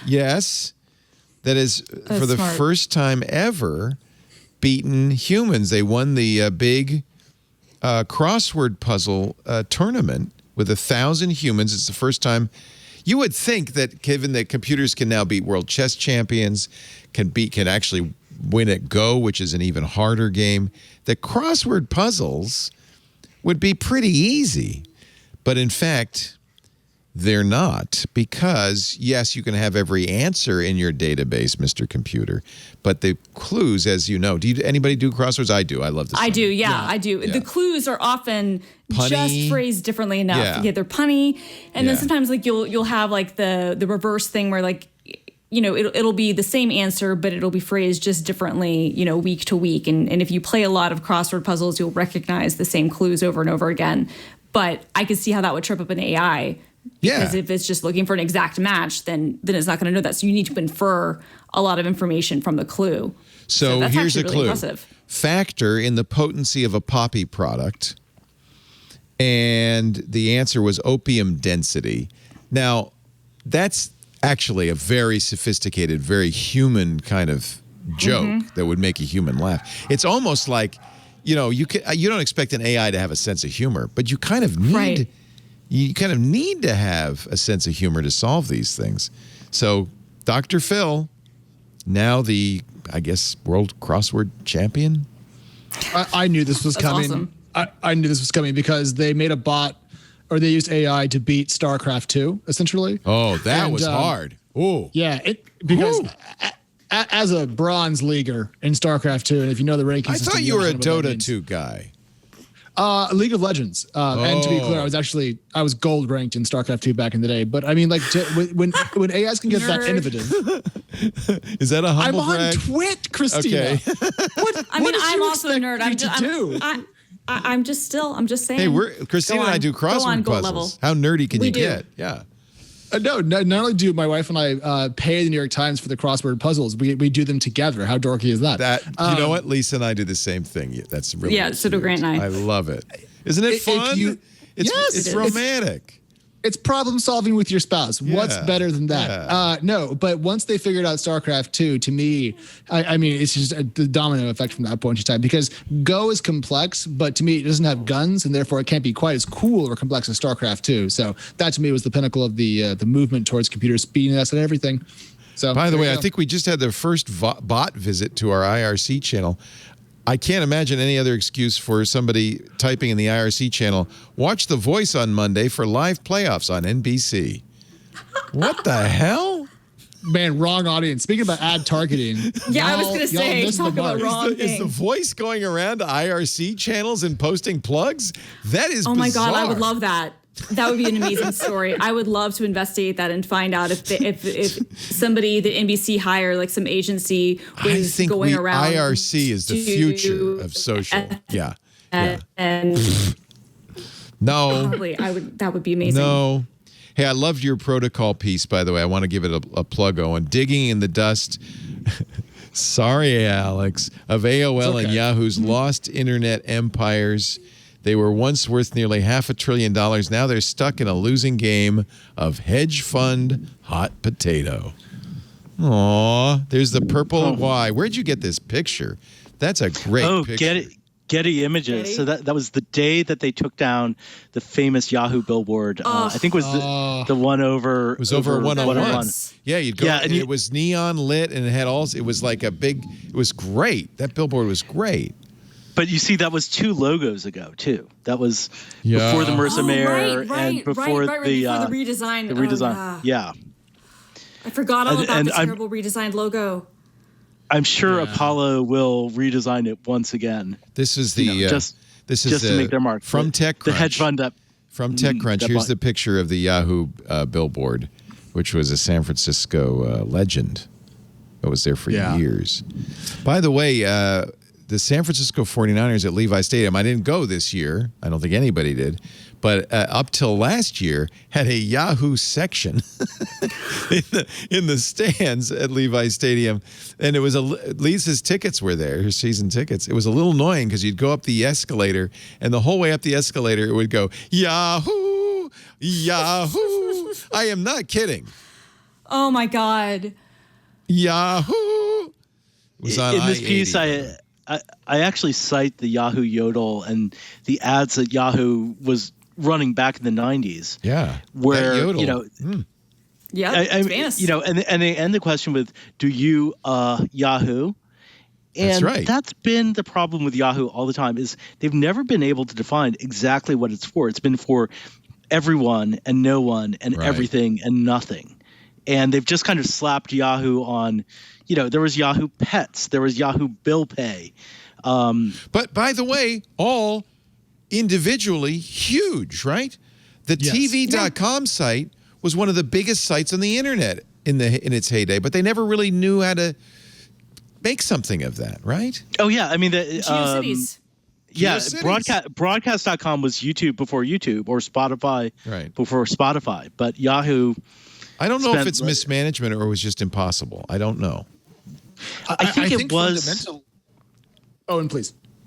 Well, I think Yahoo was kind of in a trap because when Google was private, they could, essentially get a corner on the search market and build all the core technology before anyone knew quite how profitable it was. And by the time Yahoo tried to catch up, they could not invest as aggressively as Google did in distribution. Well, and if you remember, look at this.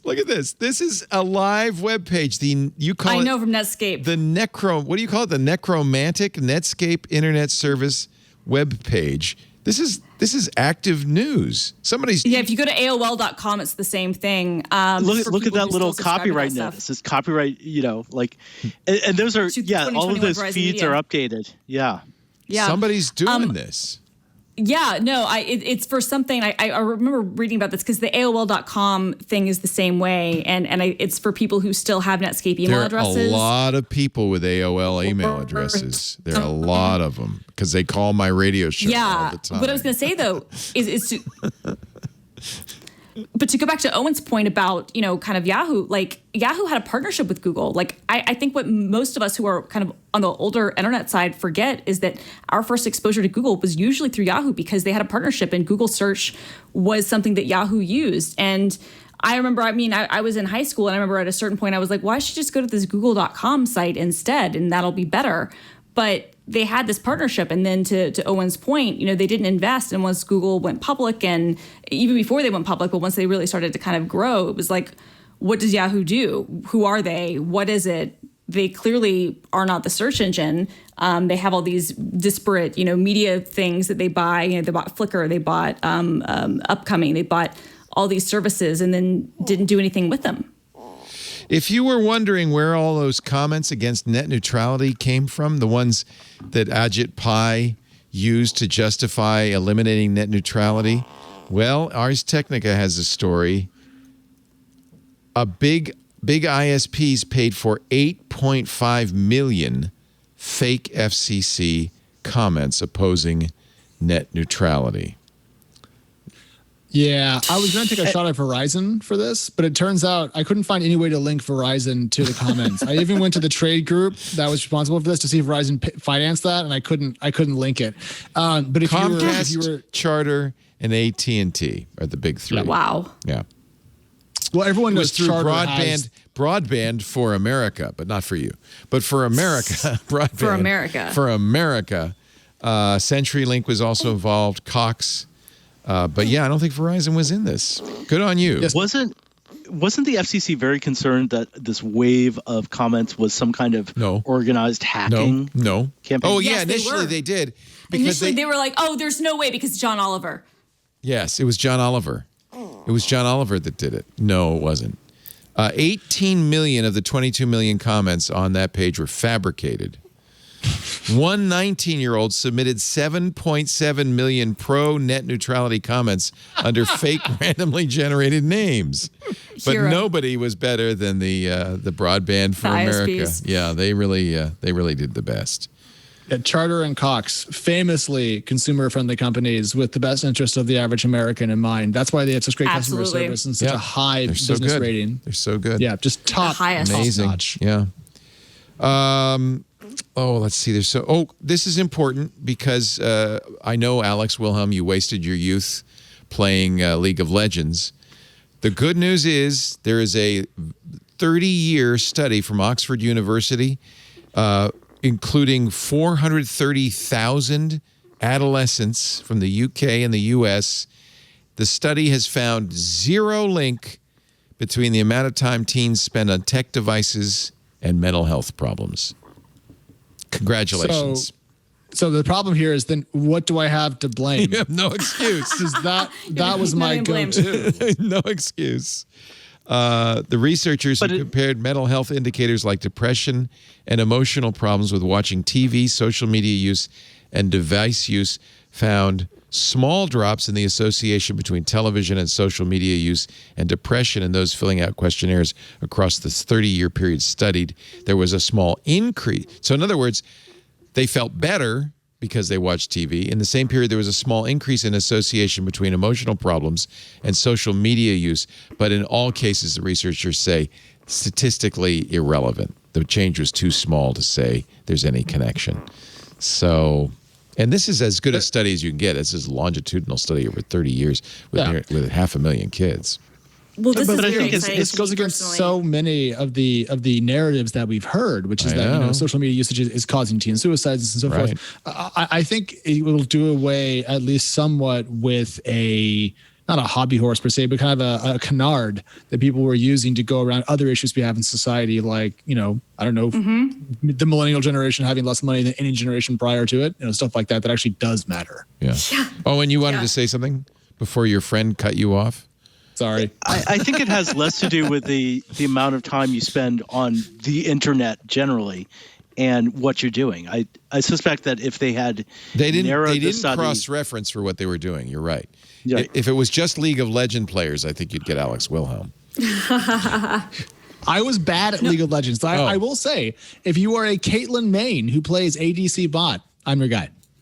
So most of the studies that have found a negative effect look at time spent on social media or specific social networks like time on Facebook, time on Instagram. Right. So I would like to see a study that actually differentiates in usage patterns. How you use it must one would think impact your results. So they didn't. And the other flaw in this study is the teens were self-reporting. So it's a questionnaire. But with 430,000 teens, you'd see something, I think, if there were an issue. Regardless, this makes me excited about all the gadgets I want to buy my nephew. Yes. That my sister will be like, him. No screen time. And I'm like, okay, Let me show you this article. I want him to have things. Do you trust Oxford University? I wonder. She'll say no, but I want to corrupt him. I know, he's so cute. Oh my gosh! I want to squeeze his little cheeks. He is our future Twit listener because he slept through the whole thing. I'm so impressed. He's been so good. He's been so good. That is so good. Well, let's wrap it up with an inspiring story for young Christian. This is a GoFundMe for a 4-year-old from Brooklyn, New York, who loves SpongeBob so much that he bought $2,618 worth of SpongeBob popsicles from Amazon and had them sent to his aunt. 51 cases containing 900 popsicles each. 51 cases, 918 total popsicles. His mom, a social work student at NYU, obviously can't afford it. Her friend put up a GoFundMe to pay for the $2,618 of popsicles, most of which melted, by the way. Noah ate hundreds. Owen. I'm calling him Owen now. Owen ate hundreds of them, but couldn't manage to eat all 918 popsicles. But look at this. The GoFundMe has raised $23,000. Yay! Everybody loves Noah. Everybody. Don Winslow actually gave $1,000. Good job, Don. Oh, thanks. This was a fun moment so on. Good. Yeah. This was a fun moment on Twitter. I feel like back in the day, there used to be these like ephemera that would happen. Like, remember when like the goat got loose and we all watched it on Twitter together and some funny thing? I saw like dozens of tweets about people that were like, we need to hear both sides of the story. The kid's innocent. Like just making tons of very lightweight fun jokes about this child and his $3,000 popsicle spend. But I love it. I love this sort of wacky stuff. Good on that child for I don't know how biggest sugar crash. I don't understand how a 4-year-old could figure out how to order $2,000 worth of popsicles. However, there is that question. I think he might have been able to scroll through the Amazon app, I'm assuming, and he just clicked. Saw clicked and just kept. I want more, Mama. I want more, Mama. Yeah. He's a smart kid, obviously. He's got a future. Kid. I'm so glad this worked out well. I love this story. This is lovely. There was a time I tried to order 5 ounces of mortadella and got 5 pounds. So thank you. That's a lot of mortadella. That's a lot of mortadella. Holy cow. That is man. Mortadella is an Italian bologna, basically. Mm-hmm. It's delicious. Did it come a lot. sliced? I'm fancy. It's fancy bologna. I actually took it to my neighborhood deli and they sliced it for me. Oh, it came in sauce in the whole sausages. It came, yeah. Wow. By the way, when confronted by his mother with the order, he said, "Do we need to order more?" So I don't think he really understood the problem. But that's what he wants you to think. See, this kid's actually a future Bond villain. Yeah, he's that smart. He's already like, Yeah. Do we? I got the internet to give me. Do we need to order more? Is that what you're telling me? Yeah. Apparently his snack ordering privileges have now been revoked. Ladies and gentlemen, great call. That is punishment. That is punishment. Christina Warren, you are the best aunt ever. Well, almost as good as this Noah's aunt, but very, very I know. Good. I was going to say Noah's aunt is the real MVP, but yes. Thank you for having us, Uncle Leo. We appreciated being here. What a great little 8-day-old baby. He's just the best. He is so good. And we're going to name this show This Week in Gurgle because he gurgled through the whole thing. I know. It was very cute. I loved it. I'm a dad, and I miss those days. In hindsight, I miss them. At the time, I was exhausted. So it's very nice of you to do that for your sister. Thank you so much, Christine. It's great to have you. I didn't even mention she's a senior cloud advocate at Microsoft. You're going to build, or you're going to do it remotely?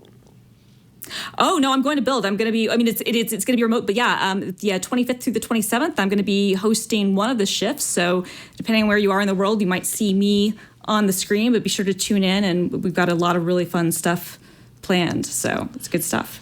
And now, from now on, I'm going to call Owen Thomas my 50 pounds of mortadella man. Was it 50 pounds? How much did you get? Oh, he's muted. Are you muted? Unmute.